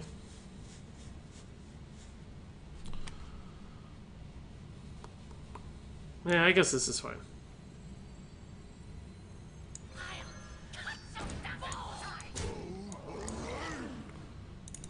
This might actually bait a, he might think he has to clear this board. It's not actually very valuable to us, though. But hopefully it baits like an Equality Consecration or a Pyro Equality or whatever. Because we don't care too much about this board. And if he plays Tyrion, we've got a good answer. If he doesn't play a big threat, we've got a big threat of our own to play. Although our board's kind of big to play a threat on top of it. Okay, Bolvar. It's not so bad. Bolvar is just sort of slow, right? Trade. Trade. Probably Bone Mare this. Just to split our resources a little bit. It's still committing to the board a fair bit, but at least we're splitting the resources a little bit. And it's just damage, so it's valuable. I'm sure he has heals, but if he doesn't have the exact set of removal he needs right now, we just win the game, right? Because we have 11 plus 6 is 17 damage. Probably don't have exact lethal yet, but so much pressure that there's the clear. Maybe we should have popped the Divine Shield just for the potential clear. Didn't really think about that. Burly Bully's tough. But I think Lich King is a solid play here. 7 attack on board. I can't play this because it doesn't it actually... No, that's only friendly minions. Okay. I still don't want to play this because it gives him better trades. Gives him something to do with the Burly Bully, and I don't want him to... Ooh, I like that in the control matchup. That's really, really good news for us, particularly when we have this much health. Love the sparkles that come off the Arthas hero power. I didn't even notice that. Ooh, gross, dude. That's really rude. Welcome, boys. Hey. Make some room by the hearth, won't ya? Hey, Uncle Martin, dude. Thank you for the Twitch Prime subscription, Uncle Martin. Man, I really, really appreciate it. That puts me at 200 and... I thought we were already at 240 subs, but somebody might have actually unsubbed. Subs do fall off from time to time. So, that means we're really, really close to a record. One more subscriber, I think, away from tying the Twitch subscriber record so far.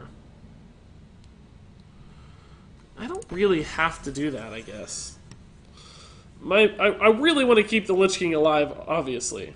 I guess I could just Frostmourne that and play some stall cards. Or just like Righteous Protector and Hero Power. We get one more draw off the Lich King.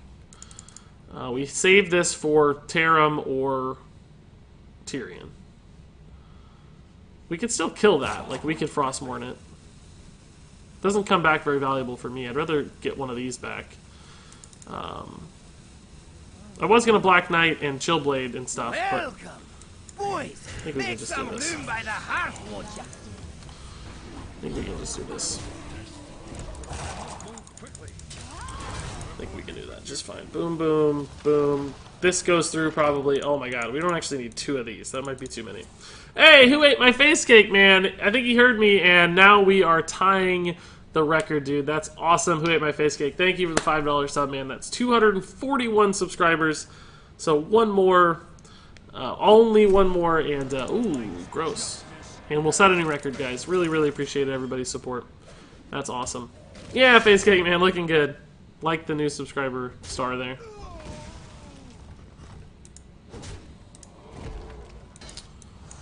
So we'll kill the bully here. Bolvar, maybe we have to Chillblade the Bolvar? Could Spellbreak the Bolvar, I guess. That's not too bad.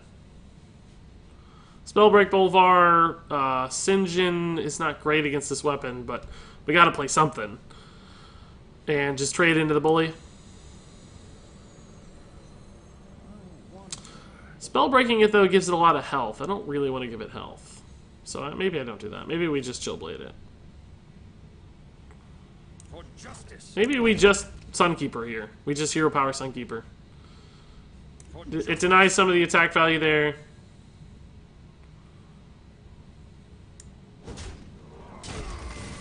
Yeah, I think that's fine. I don't know what other kind of board we're going to get a ton of value off of here. So did we play... Did we play the coin, guys? I think we had the coin in this game, right? Yeah, he didn't play the coin, so I don't think he can pull off Exodia as long as we get ahead on board and continue to clear stuff. I don't think he can ever Exodia us, right? Ooh, baby. Part of me wishes I could kill it with my weapon. Oh, I actually could, but I'd take a ton of damage in the process.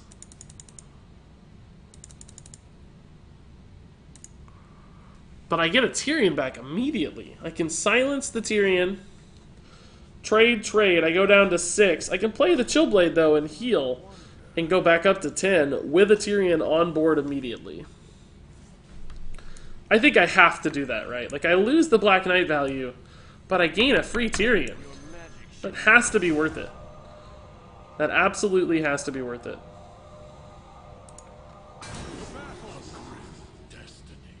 Oh, crap. I didn't think about that. We'll just have to kill that with the Chillblade. That's totally fine. Doesn't matter. I was thinking about killing this to get, like, double heal, but he'll probably clear the board anyway, so that likely doesn't matter.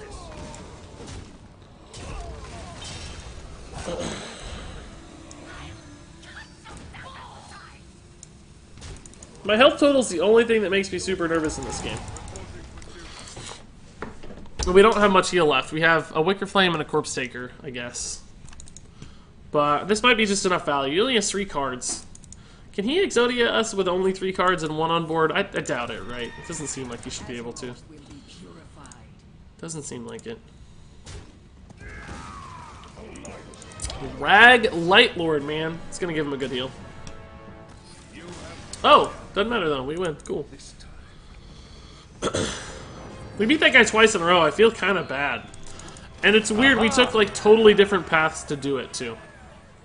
Totally different paths. Because I think we smorked him more the last time, and this time we sort of outvalued him, which is crazy against a controlled paladin. But the double Arthas Frostmourne, we didn't even get to use the second one, but that first Frostmourne was just so valuable.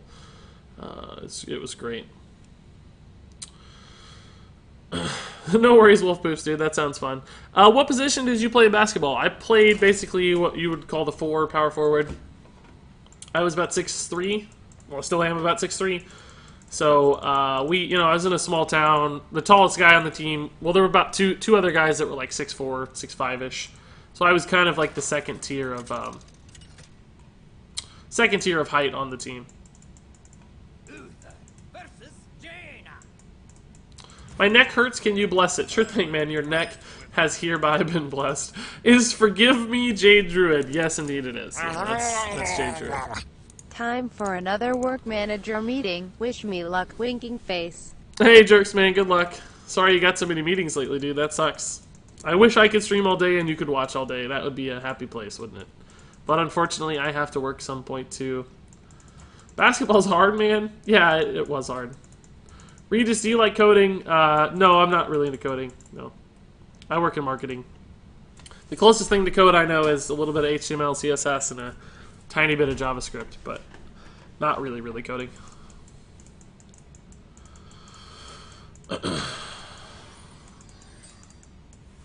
Big Hairy Beast has no computer, so hasn't touched the new expansion. That's sad, man. MLTG says, also 6'3", played shooting guard / small forward. Yeah, so it sounds like you probably went to a slightly taller school. Slightly taller school. I mean, I was also, 230 or so in weight-wise, so kind of the Charles Barkley build, if you will, like a little, a little thicker, as chat likes to say. How tall is 6'3" in meters? I think it's like 192 centimeters. Is that right? I always forget, but I think it's around there.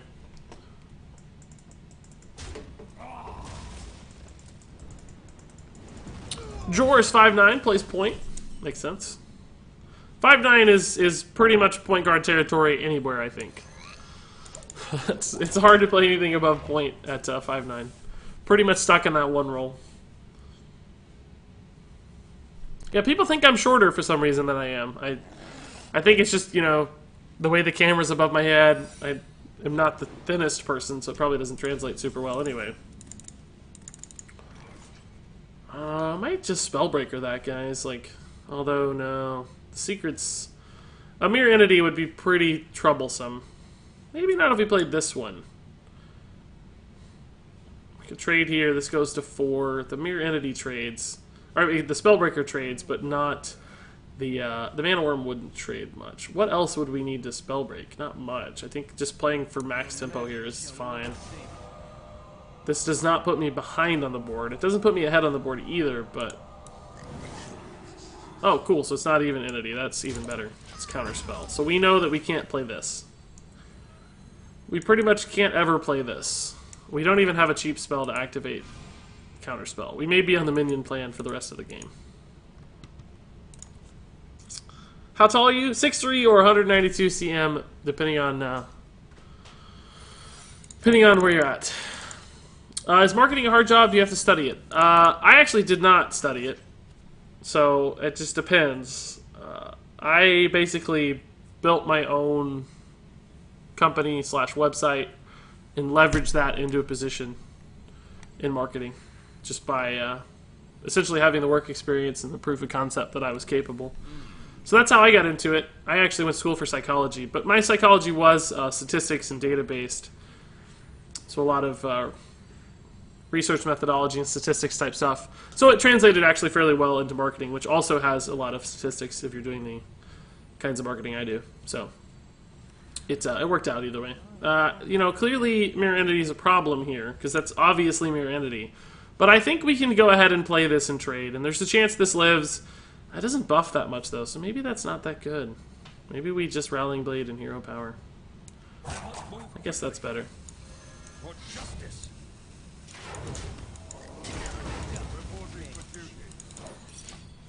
Oh, whoa, is this just straight up freeze? Freeze mage with Mana Worm? So that's not... That was not a counterspell. So Spikered Seed just got a lot better. Oh no, that could still be counterspell, but we don't know what the second secret is, because that first one was actually Ice Barrier the whole time. So now, this is totally up in the air. It could be anything. But now we at least have a trade into this if we do play it, which is nice.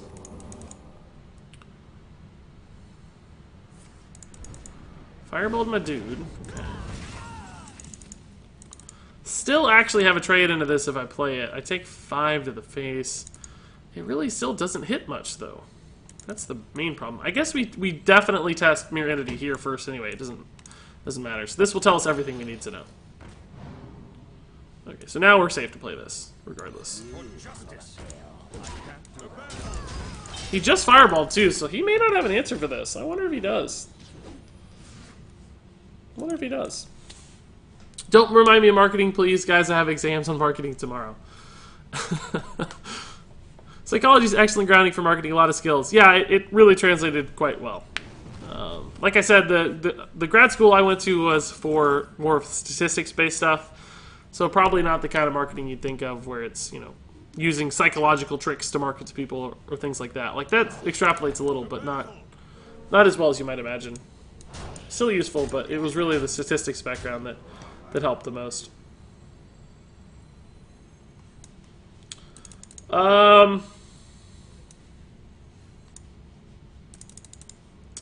I can't play this because of Spellbender, right? I guess we just play the Wicker Flame and Hero Power. I don't know. I'm scared my board's just going to get frozen out. If it does, I can actually Spellbreaker a minion to attack, but I don't have any like really big minions that make that particularly exciting. I still don't have a great read on this deck. It looks more like a Freeze Mage that runs Mana Worms, which we've seen before. Flame Strike's great answer. I guess we'll see if Tyrion gets polymorphed or not.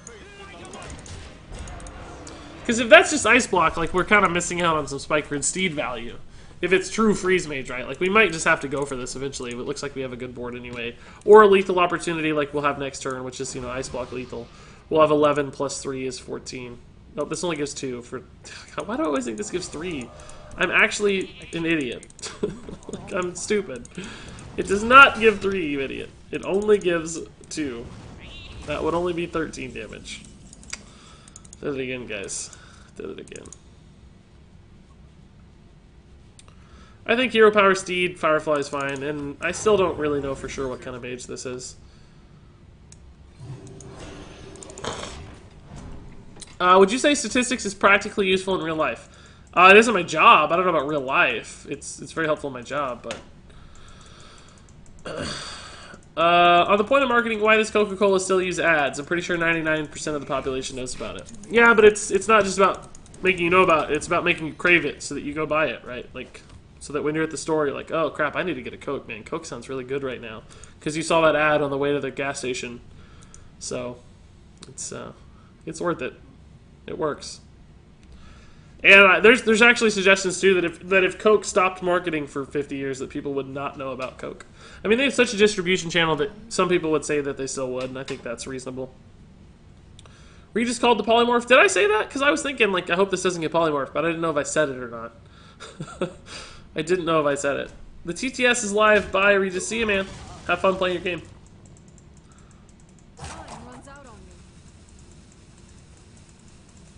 Do you use R? I don't currently, but I did when I was in school. Yeah, we used R. It would not be helpful in my current position, but we definitely learned it in school. 7-9. Could spell break that just to play the giant dude here. Your magic shall not. Can we overdraw him at all? No. Okay. Your magic shall not. I kind of want to save that Chill Blade though for the inevitable Alexstrasza heal. Post Alexstrasza heal, basically.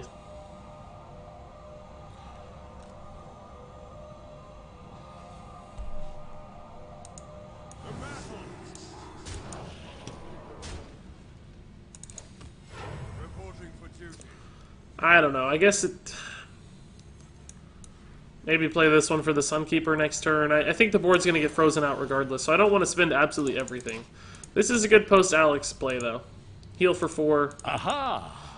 We could Spiker Steed this, it'd be even better to heal for 6. But this, you know, negate the Alex damage and heal back some of the Alex damage as well. Maybe in a few dozen years people will not remember what a gas station is. Well, that's also likely, yeah, I think you're right. Fueling station, it might be called a fueling station or an electric station. Regis, I imagine you were a beast in the low post for some reason. Would I be right? Yeah, basically. Yeah, I was thick and knew how to use my weight and understood the value of getting low. So yes, a very annoying presence in the post. Not mean necessarily, just very efficient. All right, we get it. We get it, dude. You've got blizzards. That's fine. We'll just get a dude back. Is there any card I would play here if I drew it? I don't think so. Stonehill, actually. Yes, I would. That will do it. Wicker Flame is actually the potential to heal again, so we'll grab the Wicker Flame for sure. Good heal. I mean, clearly we're not going to push through before he gets to Alex and stuff, so I think we just have to take this plan. I don't know if he has more control pieces like Medivh. It's possible. Okay. So, like I said, this is the line. Follow the rule.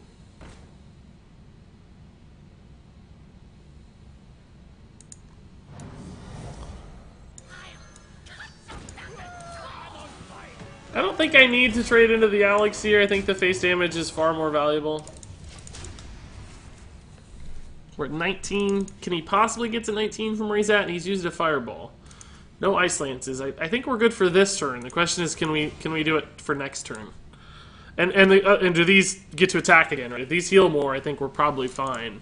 If these don't get to heal more, we might need another Chill Blade. Right? We might need another Corpse Taker to hit. Or might just be dead in the next couple turns, because we're going to be able to pop the block soon, but can we live long enough over multiple turns if we do? That might have been a Pyroblast too, right? There's the Blizzard. Now see, that's problematic for us because these don't get to attack again. Silence wouldn't help either, of course. So maybe we'll just play the Lich King here and try to hit the Death Coil. Even though we sacrifice the Lich King, it's like we get the chance to heal. And we're gonna eventually get through anyway. It's more about, at this point, like, it's more about surviving the damage than it is about killing him. So it doesn't matter that we're throwing away this 9/9. We'll get there eventually anyway. He's going to run out of burn and run out of stuff.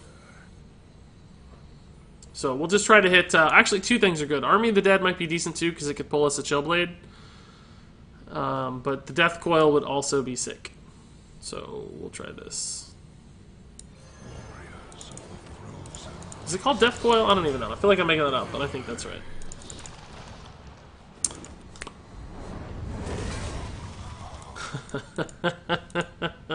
And I think it depends on what he plays here, but there's a good chance it's more valuable to heal this than it is to pop the Divine Shield with it. So we'll just we'll heal and play the this combo, or maybe this combo is better.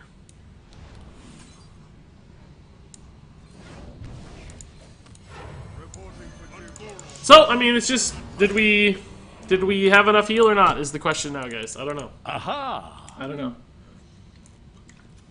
He probably just has a Fireball? Maybe a Medivh Valet for 9? Might be able to ping us down before we kill him. A lot of questions up in the air here. Another Chillblade would really, really put me at ease. Oh my god, are you joking, dude? Get out of here, bro! No! Don't be good! Flame Strike's great. Thankfully he buffed it first. Hit Yogg for 3. Or the best possible outcome, alternatively. Oh, no! Why? This is the dumbest card!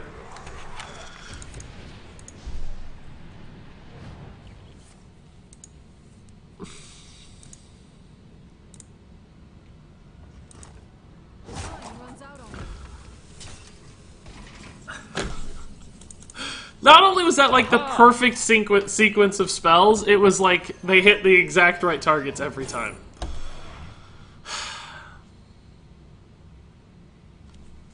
Aha! Can I get by with Wicker Flame here?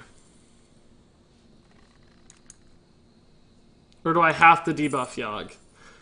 He's clearly not thinking about killing me right away. Let me think. I might have to just get by with Sunkeeper. Because you know, like if he ping Frostbolt or whatever on the Wicker Flame, and then I don't have a way to kill the Yogg, I have to kill the Yogg. I can't just win without killing Yogg, so... I don't even want to debuff that, really, but I kind of have to. Before you guys say misplay, that's a 3-4. It's not a 1-2. It's not a 1-2. That Yogg, come on! It hit the exact targets. He pinged the 1 health minion for 1. I mean, execute was guaranteed, like it was gonna hit the damage thing, but he also damaged the damaged thing. Oh, we're just dead to Fireball. Sick. So, we were dead anyway, it looks like. The weapon damage didn't matter. He could have pinged. He had 2 mana left that turn. So, it looks like the Yogg... Oh, no, actually... No, it looks like the Yogg was irrelevant. We would have popped the Ice Block, but we wouldn't have been able to finish it off before it mattered, right? He still would have drawn that before we had lethal, based on that Yogg. So the Yogg was good, but I don't think it mattered. I don't think it mattered. Don't think it mattered. You didn't praise Yogg, that was your problem. Well, guys, look. I mean, this is what I've always told you guys, right? Like, yes, RNGesus, clearly up in heaven with the Ultrasaurus, sitting on the throne of good luck. But look who secretly controls RNGesus from underneath. Look who's here in the shadows. Who is that? What does that look like to you guys down there under the legs? And between the feet of RNGesus himself. It is Yogg. Yogg's tentacles reach up and influence everything. We see that now. We see that now. I'm just gonna start watching you and stop playing entirely. I get so salty when that happens to me. Yeah. Ugh, this hand is gross. This looks like a loss. Try Highlander Priest. I might, honestly. I might. You're never gonna hit Legend at this rate. I probably will, Chris, tonight. I will, I'll have a ton of time to play tonight. I'm gonna sacrifice making some videos to play. I'll play either Druid or Pirate Warrior. This is really not the most optimized deck. I mean, we're still ahead of where we started, I think, but only one game, right? We're mostly having fun today playing a deck that's not perfect. I mean, we're playing Keleseth, for God's sake, so I don't think we're in a perfect environment. But it's more fun to play something challenging on stream than to just spam Pirates or Druids all day, right? I want you guys to have fun. I don't want it to just be super hardcore win rate. I always play better off stream too. I get to concentrate a little more because I noticed why. I noticed why I play better off stream. It's not like stream striping or whatever. That's a lame excuse. It's whenever I play by myself, I get to spend my opponent's turn. Like while they're playing, I get to spend the time thinking. When I'm playing here, I usually spend my turn thinking about my plays, but then during my opponent's turn, I usually look at chat and talk to you guys. So I lose out on the insights of reading little things like, you know, what they're fingering in their hand and like kind of the decisions they're making. Sometimes I miss what cards they played altogether when I'm talking to you guys. All totally reasonable sacrifices to make to get to hang out with you guys. Totally worth it. But it does impact my quality of play, I'm sure. Would you prefer Hearthstone where minions survive on board more often or where there are more removals and board clears? I don't really know the answer to that. I feel like in my head, the answer to that is I would prefer...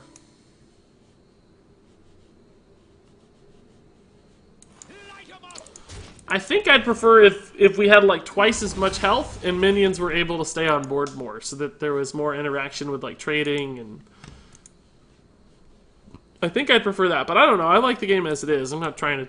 Only if you made me make a recommendation would I do that. I think it's totally fine.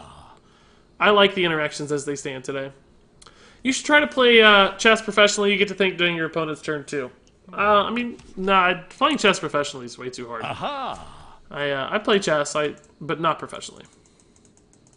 Just casually. I'm not any good, I'm sure. Better than maybe the other casual chess player you might know here or there, but clearly not better than someone who actually plays chess. I would get trounced. They would destroy me.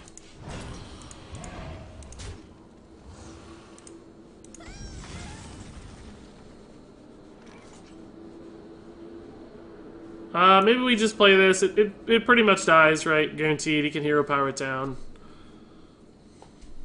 This stays around at 2 health. Next turn we could Rowling Blade and Stonehill. It's hitting enough minions, I think it's worth it. It's +4/+4.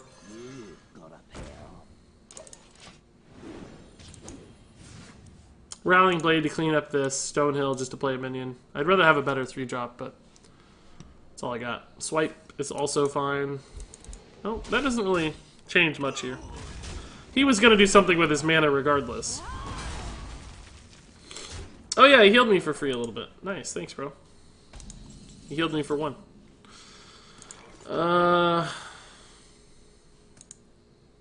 This is still a good play, I guess. Wow, if we could hit the Shambler on Lich King, it would be amazing. Also, we just have a lot of buffs and stuff. I kind of think I'm going to take the Shambler, guys.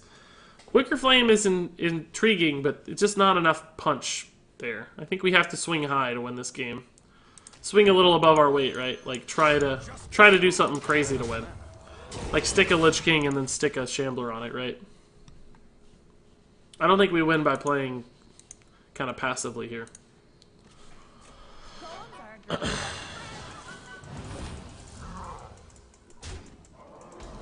Regis, it feels good to catch another one of your streams. Thanks, Haji, man. I appreciate that. That's really nice of you to say.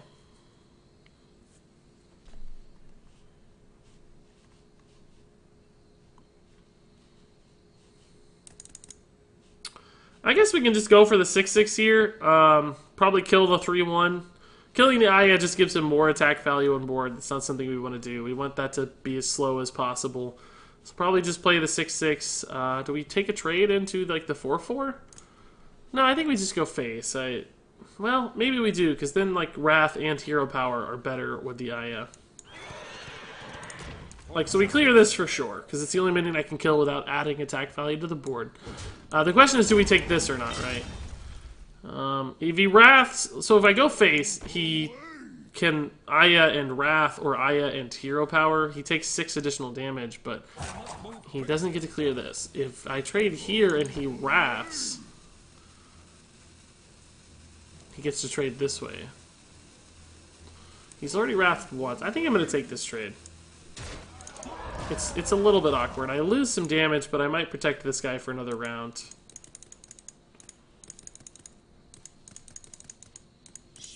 Because I really want this to live, right? Like, I want... Oh, my God. Spell power... Oh, Wrath. Okay.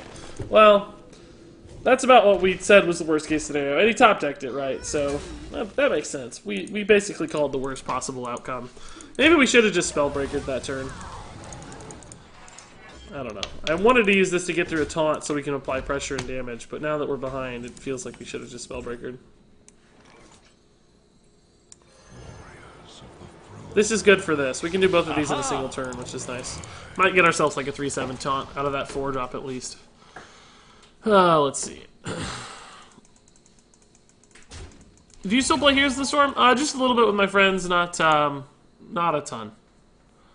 Please, God, live, and don't take the trade so I can hit a crazy Chandler. Oh, that's probably good for me. What is that? Earthen Scales plus Innervate Primordial Drake. Wow. Okay, so worst case scenario has occurred. We are officially in hell.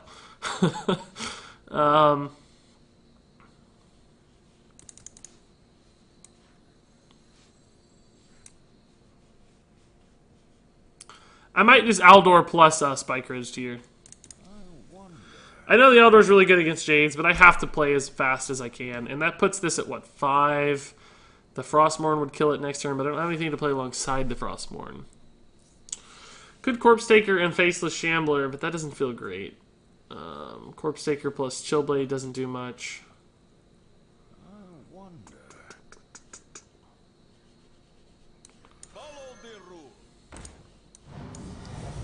I don't know. This is alright. The Frostmourne's pretty good against that, actually. Getting a 4-8 against Druid's really good.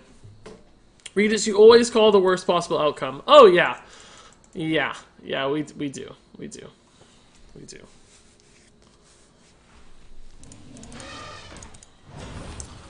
That is a thing we do around these parts, guys. I need a 3-drop bad. Tar Creeper, Aldor would be sick. Rowling Blade's useless. Prince Kel'Seth would be fine. Something to do. So trade Frostmourne looks solid. I don't know if we'll have time to use this or not, though. It's the question. Getting the taunt off of it will certainly help, but may still not have time. This goes down to 8. These trade. We'll be able to kill this taunt as well with the Frostmourne, probably. Maybe not. Might not want a taunt. Might want a body, but I don't know if I can tank 6 or not. Protector's one of the better draws in the deck, actually. That's fine. It's just the stall and allows him to play on curve still. So he might trade here. This goes to 1. This goes to 1. These both trade in if he doesn't have a swipe. He might trade an Ultimate Infestation, then trade the 6 into... That would be the worst case scenario, so I'm sure that's what will happen. He'll oh no, Nourish, that's not bad. That means he spent 5 mana at least on card draw instead of Ultimate Infestation. That gives me a little bit of time to work with. If we can get a big board off this Frostmourne, we have a chance to win this game still. Maybe I should have Faceless Shambler this guy while it was huge, but this just getting that Drake guaranteed seems so valuable later. And this will still be good too. Like for instance, the turn I pop this thing, we might be able to get like a big taunt out of it. Like a big 6/6 taunt or something. Quick question, how do you hide chat? There's like a little arrow button you can push to kind of scoot it off to the side, I think. I think that's out.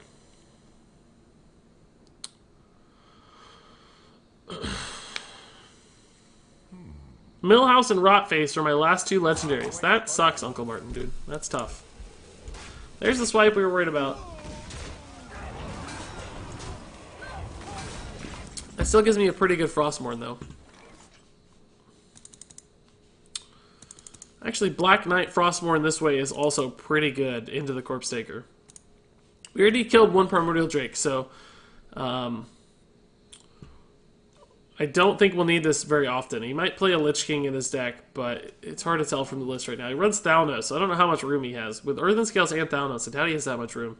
So I think we'll just Black Knight into Corpse Sager and kill the 6-1. We go down to 12, but that should be fine for now. We'll have a pretty monster board. And we'll be one attack away from summoning an even more monster board. And we have some life gain here too, so hopefully that's enough to get us back. And we actually have heal as well here. So maybe we can face the Shambler in the 4-5, or if I get to kill something like the 4-8 or the 6-6 would be good too. I don't care about Spreading Plague too much. That's really slow. Unless he has a Doomsayer behind it, that could be a problem. I've seen that. I've played that. Regis, you run Geist? No. Definitely not in this deck, but...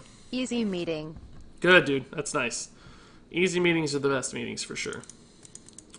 So it looks like I'm gonna have to kind of get one of these 1-5s here, which is not the best result. But we're gonna have a 6-6 and a 4-8 and a 1-5 coming out, and a Tyrion on the board. Like, I think that's enough. And if he does perchance play a Spreading Plague into a well, actually, if he were to Spreading Plague into Doomsayer, I have the Spellbreaker, but my board will be full. My board would be full. Would I be able to sacrifice any minions into a 1-5? Not really, very readily.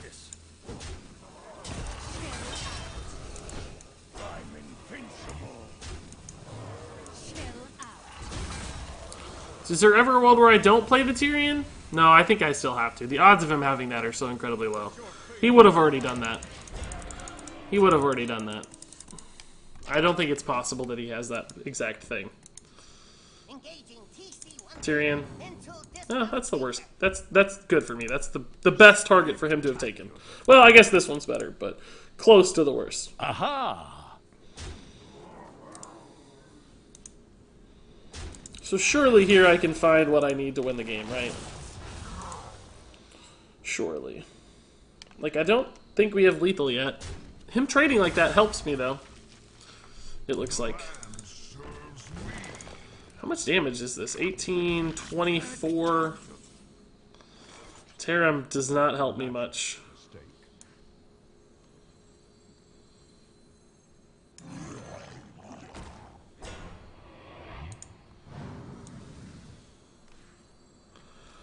I think we just go like super wide, right, guys? Just here and just attack everything to the face and play this.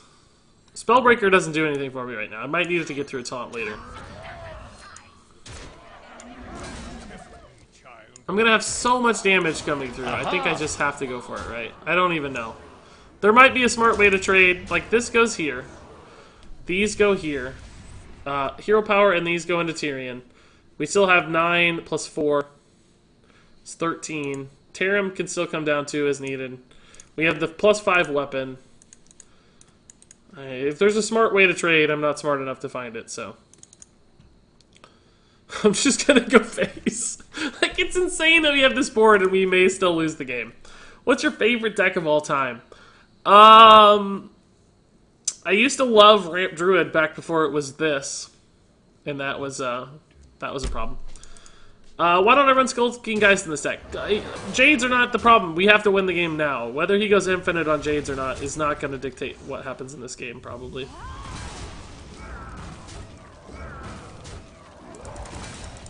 So we held on the Tyrion. That's pretty smart, but he has to do something here or we just win. Aha! Malfury and the Pestilence, pretty good. We can spell break one of the taunts and do 10 to the other.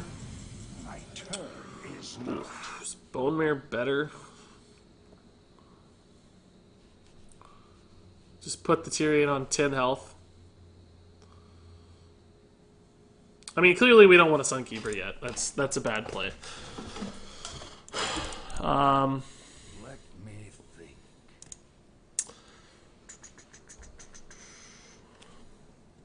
The reason I say put the Tyrion on 10 health is because I want to trade here and here, right? And here.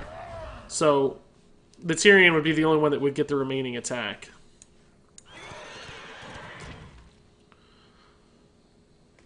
I could also clear the 7-3 if I wanted to with my dude and buff the 4-4, I guess. I actually like that a little better. Trade, clear this guy, just get it out of the way. Buff this into an 8-8, and we play a 5-5. I think that's objectively better. Because the 7-3 does still contest. And we don't have to win the game this turn, right? We still have a turn. Like, this board is... We're now ahead on board. What he, Ultimate Infestation just gives me a weapon, removes 6 damage. Worst case, I guess. He kills us with Ultimate Infestation. He goes to 20, and we have, 13, 19, 20 damage on board. We can also silence through a taunt, so... I think we should be okay. We'll see. I'm assuming... Yeah, okay. That means we win, right? Unless he innervates hero power. Oh, he's going to fatigue, though, right? Or no, he's going to 1. He's going to 1, so... hero power still wouldn't help here. I think he's just dead. Don't test me, child. Aha! Hero power would have saved him if he had innervate hero power, but it looks like he's used 2, so that's good. Guys, that was a tough game. That was a legit tough game. Man. I can't believe we did that. It was all in the Frostmourne. Uh-oh. I think King Ken's a little salty, guys. We don't know. We don't want to put it on him. We don't know. He might not be salty. He might say, that was crazy. It'd be awesome. But I have a feeling he's a little salty that I hit the Frostmourne. And he's probably a little salty that his unbeatable Druid deck got beat by a meme deck. So who knows.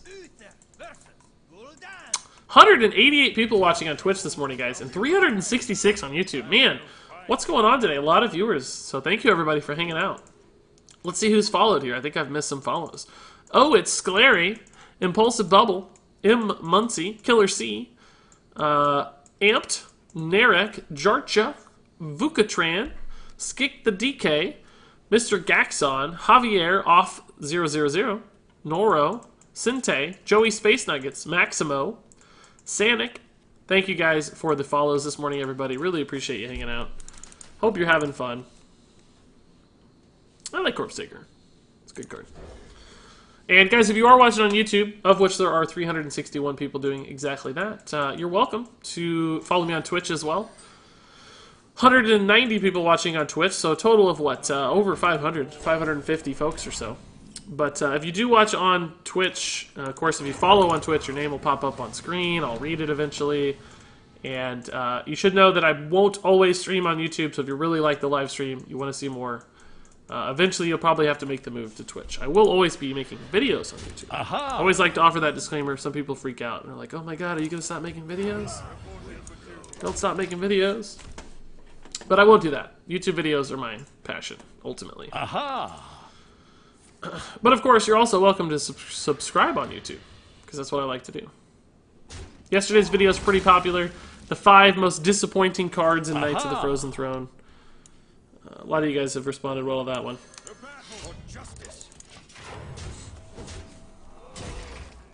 Although it has 40 dislikes, I'm sure that's all the people I triggered by saying Valera is a disappointing card, or Putricide. A lot of you guys get attached to your legendaries and get mad when I say they're bad. That's understandable. I don't blame you for standing up for it. I think that's cool. Winter is here. I'm glad you guys stand up for your cards. Why are you using Firefly and not Patches plus the Pirate that destroys weapons?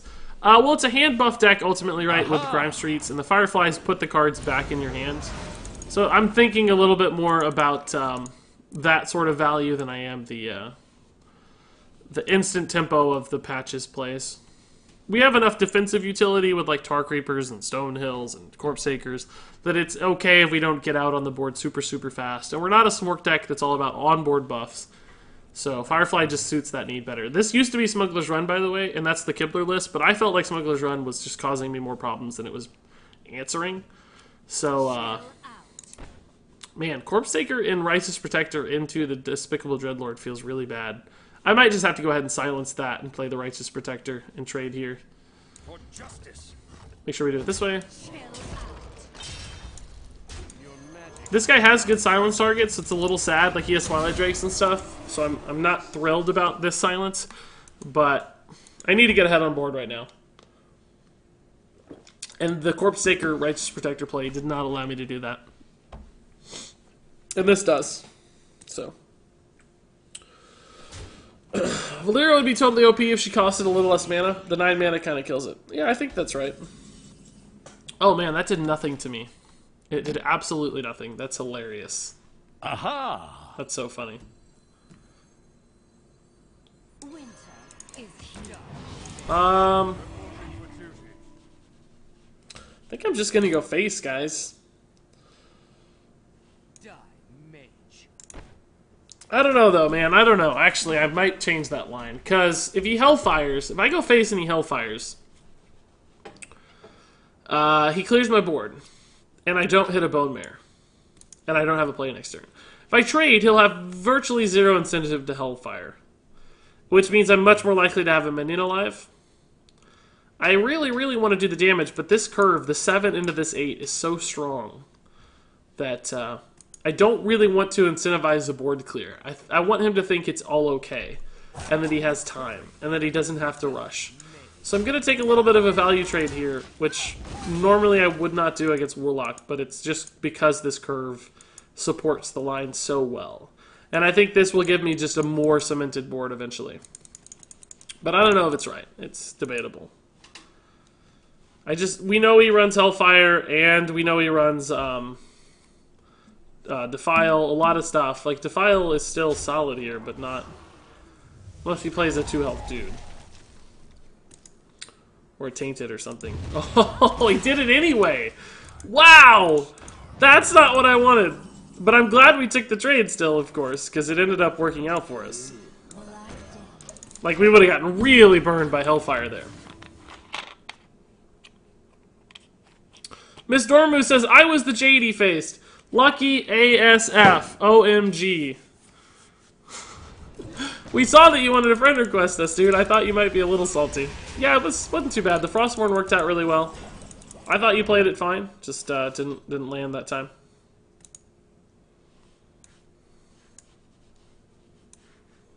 I don't think I can pass this up. Like, Bone Mare looks solid too, but this goes to 6, and then the 2 3s contest. Let's just get the Lich King unlocked. Are you going to do a crafting guide for Knights of the Frozen Throne soon, Regis? Yeah, man. I will. Aha! I'm just really busy, but yes, it's on the way. It's on the way. But Mr. Ormond, dude, it was a fun game, I thought. Fun game. Ooh, this again. Man, we're hitting the Frostborns.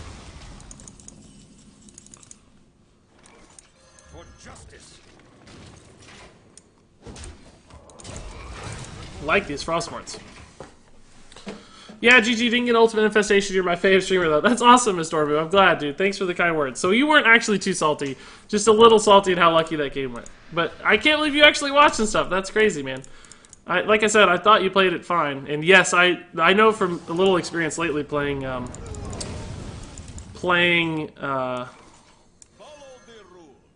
Druid that if you don't hit the Ultimate Infestation, you're left in a pretty bad spot a lot of the time. Is that one buffed more or less? We don't need the 7 yet. Let's just play it this way. And I'm going to hold the weapon charge.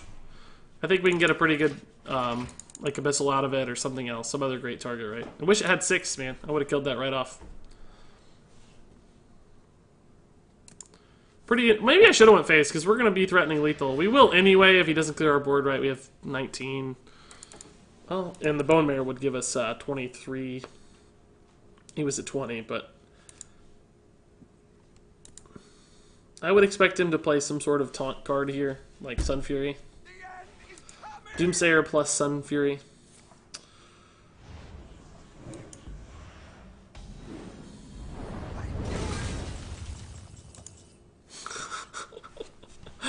Guys, I just got memed real hard. Really, really hard. Wow. Let's try this again. It's so nice to see 2 people talking about a match they just had. Yeah, it's fun. I agree. I'm glad Glad it went well. The chat. Alright. Side effects? Yeah, I would actually have lethal if I'd attacked last turn. Because we have 9 plus 7 is 16, and we would have done 5, right? So we would actually have lethal if we had attacked last turn. That's a little sad. I kind of went for the value line, right? Because it seemed like that's what we needed, but now I regret it. Needless to say, now I regret it.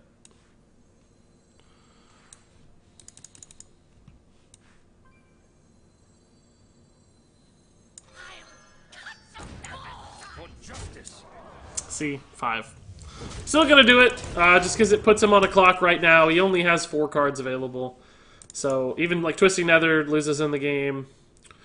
What else? Jiraxis doesn't probably help a ton, because he has to take a lot of damage incoming still. So bad plays. I don't know why people watches you. So bad English. I don't know why you talk so much. That's really mean. Sorry. Invoker, dude, if you don't like it, don't watch. Start your own stream. Play better. Get all my followers to watch you, man. That's what I would do if I was you. If you think I suck. Aha! That's how I would encourage you. Just go do it better, man. That's a great strategy to find followers. Create a niche, play good, and have a good personality, and people will watch you, man. And maybe I'll lose all my followers, you'll be famous, and I'll be happy for you. I'll encourage you. I'll sub. Let me know. Come wreck me and Shrek me. That's correct grammar. Yes, that semicolon and that spaced period with all caps is indeed correct grammar, yeah. No, it's not nice of me to make fun of your English. That's wrong. I should not do that. Absolutely should not do that, because that does not mean you're not intelligent or not capable. That's just... that's a cheap shot. That's a cheap shot. He's trolling. Yeah, probably. It's fine. It's more fun to... it's more fun to engage the trolls, guys. He can create a video of him trolling other streamers. You're right. There's his in. That's the path. Man, these top decks are garbage.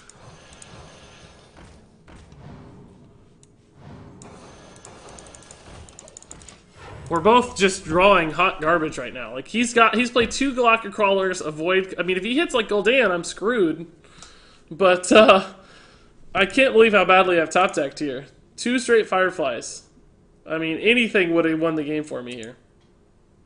Anything. Lord Firefist says, I know it's not used, but I just got past rank 10, so that's a new record for me. Awesome, dude. Congrats. You shouldn't... A lot of you guys say, like, I know it's not a big deal, or I know it's not good. I think it's great, man. Any accomplishment. You're not trying to beat everybody else. You're trying to beat yourself, right? So I wouldn't minimize your accomplishments. Wow! Jeez, dude. Aha! This has to be lethal, right? This is the turn he draws Gul'dan. No question. This is Gul'dan. Or Jiraxis or something. I mean, Jiraxis would not help that much. It'd still be really good. Oh, that's a good sign. It's not Gul'dan. Blast Crystal freaking Potion. Man, give me a lethal here. I just need 2 damage. I mean, Tyrion's awesome, but it's not lethal. He can't life tap, though, so... That could still be Gul'dan, though, and I'm still screwed if it is. Because he gets 2 Void Walkers back, and I can't deal with the Void Walkers. I can't push through both. Unless I drew exactly Rallying Blade or Chillblade Champion, I guess. Or Black Knight. Then I'd have lethal. Thank God. Whew. Whew.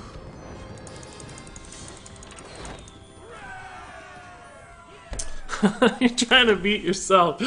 Yeah, maybe not the best way to word it. But you guys know what I mean. You're trying to improve upon yourself. You should always try to be better than you were, not better than somebody else is. Just keep getting better, and eventually you'll get there. Uther versus Garrosh. Victory or death. I will fight with honor.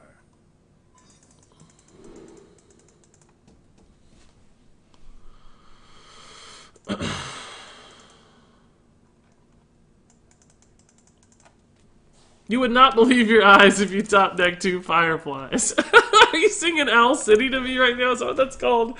I feel like it's Owl City. Isn't that the name of that? Is that the band or the song? Fireflies would be the name of the song. It's really good, dude. That's really good. That song is like what? That's like such a random song. It was famous for like a week, like 5 years ago or something, and it's probably been forgotten forever. Super one-hit wonder there. Wow, that's a good sign. Aha! That's good for me, man. Even that's not bad. We still have to Kellis out the year, which, I mean, it's a good trade. But, we need every Tar Creeper and every Stonehill Defender to get buffed, right? So it's fine. What's your best pack draw so far in the expansion? Probably just my Golden Arphis. I don't remember the specifics of any given pack, so I'm not sure, but I would say just the Golden Arphis.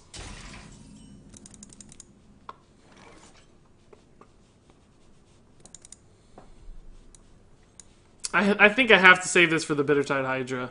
So even though this turn sort of sucks... Yeah, I have to. It's not bad against that. And this is not very good against that. We can maybe Spell Break that, which doesn't matter. It'll take off 1 attack. Maybe if he plays like a Frothing into this, which would be really good. We can Spell Break it. It's gonna have Fire War Axe, looks like. Yeah. Aha!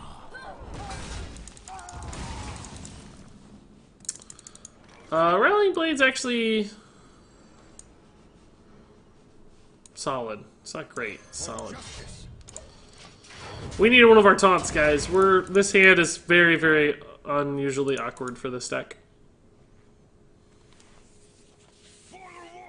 I get to watch you stream on Twitch, says Cookie Monster. Yeah, man, thanks for the excitement. That's awesome.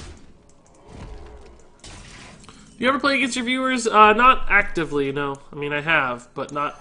I don't like set it up. It's not out of the question later, but... Ooh... Do we take that now or not? It kind of gives him a use for that weapon. Isn't Sunkeeper probably just better on average? Yeah. And it's a turn next play. Yeah.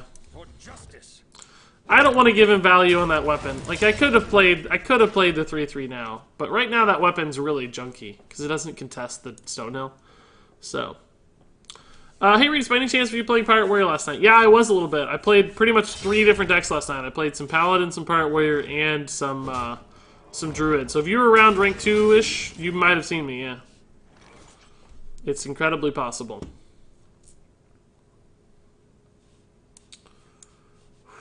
I don't think I can be that greedy. I think I have to Sunkeeper here. We're at 13. It's not enough. We need more health. We need to shut down that weapon. I need to find lifesteal. More taunts are good. More taunts are always good. But eventually I'm going to need some freaking lifesteal. It's going to play a War Axe again and armor up. Oh, Forge of Souls. Holy crap. Oh, lifesteal. Praise God. Praise God, dude. That is very, very clutch.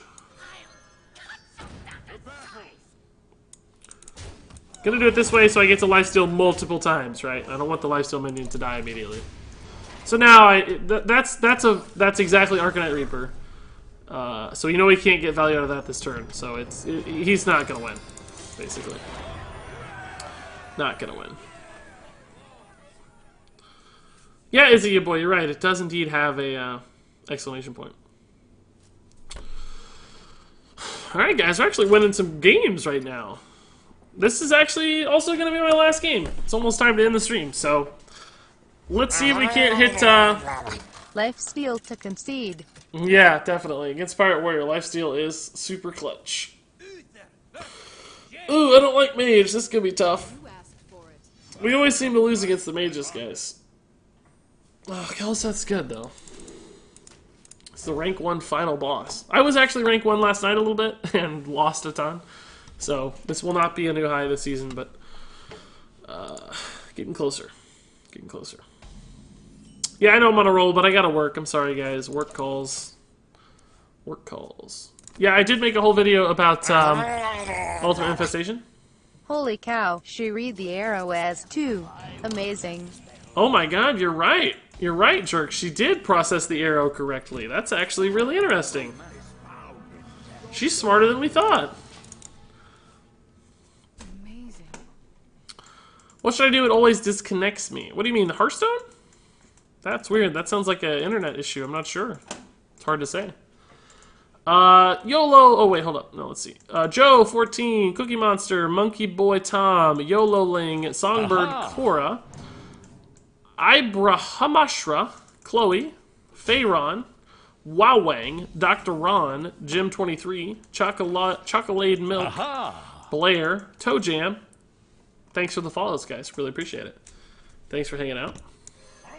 Happy to have you here. Aha! Appreciate it. Look at that sarcastic reply to kid who subbed, LOL. I don't know what that means. But, hey again, Invoker. Thanks for watching. I wish you luck on your future Hearthstone channel. And let us know when you make it. We'll be happy to watch. We want to see you get famous. Find lots of success. Invoker's a good name. Nice brandable name. Some people have crazy names that are hard to brand, but that's not a bad one. My name's not actually perfect for branding. I kind of wish I hadn't gone with Regis Kilbin sometimes, but... Whoa! The quest is on lock. Yeah.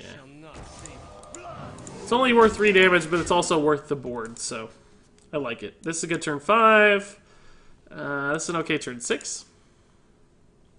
Hey, Regis, I opened 40 packs a few days ago. 3 legendaries, 2 of which were golden. Too bad they were Nat Pagal and King Mukla. Well, at least you can pick whatever legendary you want with them, right? 1548's a pretty good year, too, Invoker. Oh, you're right. He can brand it as sort of like a vintage, antique, Renaissance era channel, right? Bringing on the Renaissance of Hearthstone with Invoker.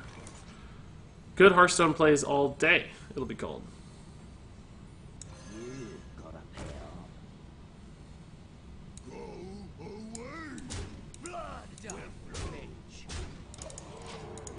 I don't know if this is right, but we gotta kill this guy. I know that much.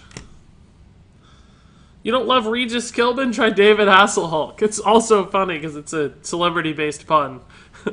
We both have celebrity-based puns in our name, so I like that part of it. If you could change your username without getting any blowback from it, what would you change it to?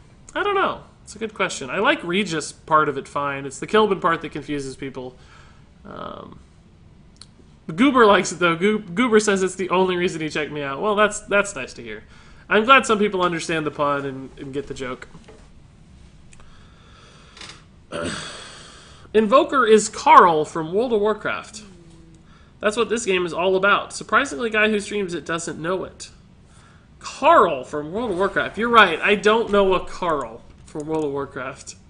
I don't remember any characters named Carl. Maybe I'm forgetting somebody, but you are accurate that I don't remember a Carl. It just does not sound like a WoW name to me right away. It's not ringing any bells right now. Man, this gets to live. It's nuts. This guy's gonna be very, very big. But he's just gonna get frozen, so what difference does it make, right? Bone Mirror, man.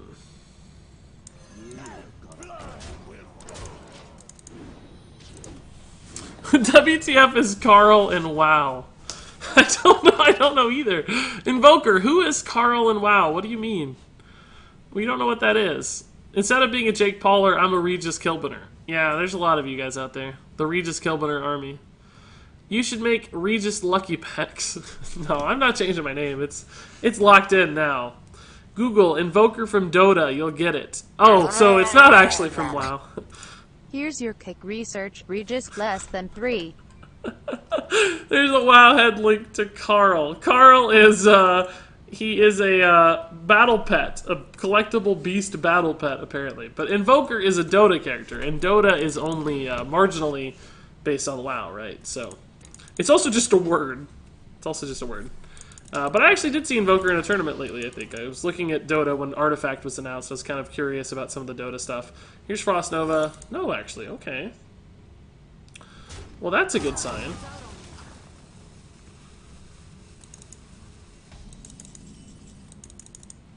This actually lines up perfectly. I guess Ice Barrier technically is bad, but I don't think we had a way to get around that anyway. This was the max damage we could achieve this turn. So this guy's very large. I don't have an answer for Doomsayer. I don't have lethal unless I hit a Chill Blade. He's at 2 out of 6, so he still has a little way to go. Who's your Kathy Lee? My fiance, I guess we've nicknamed Kathy Lethal. So that's the joke, I guess, now. Like Regis Kilbin, but Kathy Lethal. You should play a Mill deck and call yourself Regis Milbin. That's pretty good, Ray. There's a lot of we've seen Regis Heelbin and Regis Steelbin and a few different Regis variations there. Carl. Aw, she couldn't hit the Carl. She couldn't hit it. That's sad. Man, if he hits Ice Block, I'm triggered. I'm super triggered. That might be Ice Block over here anyway, but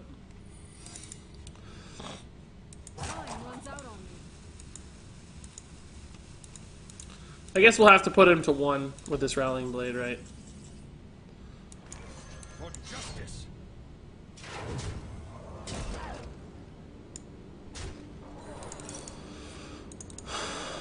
Is there any reason to kill those dudes?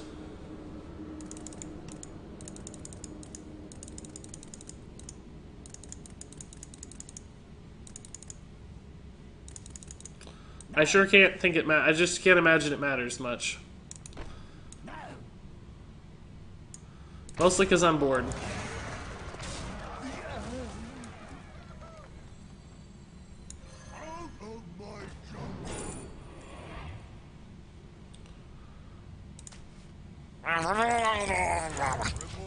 MRGL Carl the Llama. Carl the Llama? What? Why do I know that? What is that? What is Carl the Llama? Why does that sound familiar? I don't know what that is, but it sounds really, really familiar. Hey, see you, Tingus, man. Have a good night. Notice me, Uncle Regis. Hey, Shellcraft, dude. How's it going? Hope it's going well. Gotta say, Evoker might be a troll, but I kind of like the guy. He's made things funnier. Yeah, me too. I think Evoker's a welcome addition to the chat. I'm having fun engaging. You look like Ben Brode. Yeah, I've certainly heard that before. Man, another Ice Block, bro? Come on. We're gonna lose this game, and I'm gonna be very, very upset about it. Eater of Secrets time. What's your opinion of Exodia-style decks? They're fine. I think they're okay to exist. Well, I don't know. They're actually very annoying, because you don't really get to choose how you interact with them very well. Particularly Exodia Mage, like, we've done everything possible. It's... There's no play, I don't think we could have played anything differently to you know, win the game, essentially.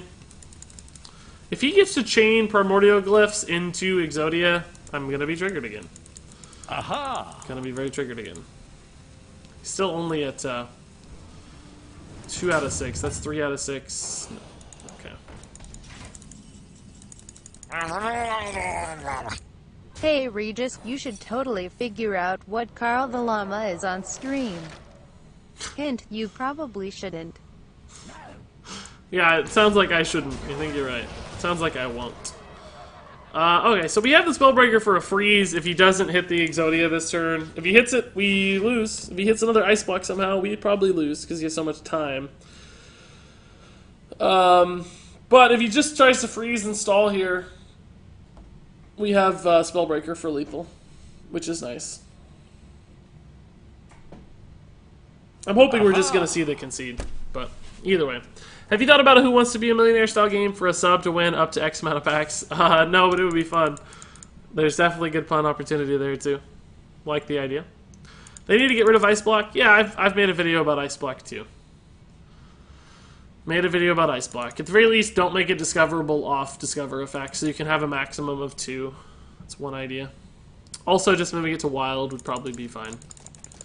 I think it's had its time. Freeze Mage has been a deck forever. He's going to try to get there, so we'll see if he gets there or not.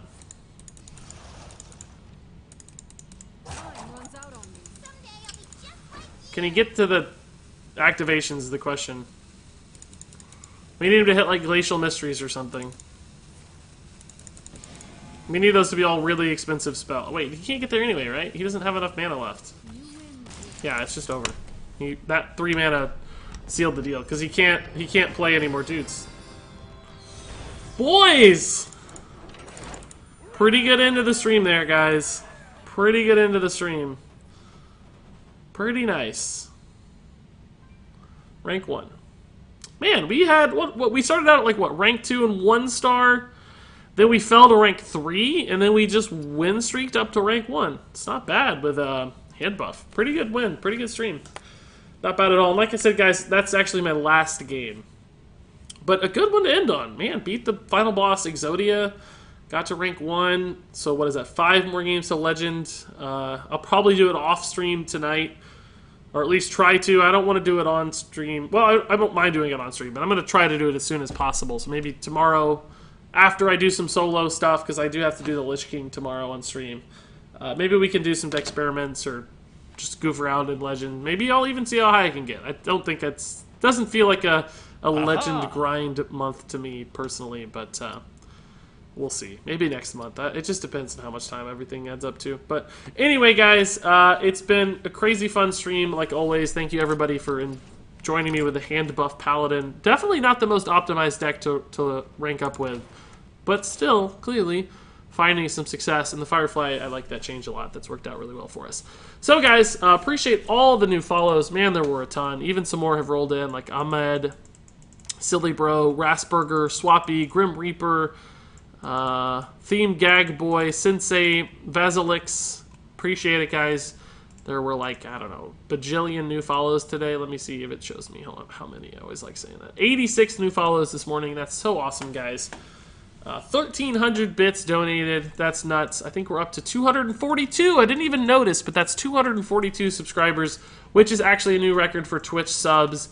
That's the new all-time high, guys. So thank you so much for all the new Twitch subscribers. That's only 8 away from 250 Twitch subscribers, which will trigger a giveaway, which is cool. So, guys, I love each and every one of you so much. Thanks for all the continued support, the fun times hanging out in chat, the advice in the games. Always appreciate when you guys give me some insights into misplays and additional lines, because you guys are pretty good at Hearthstone too. So, until tomorrow morning, guys, same time, same place. Thank you so much for watching, and until next time, game on.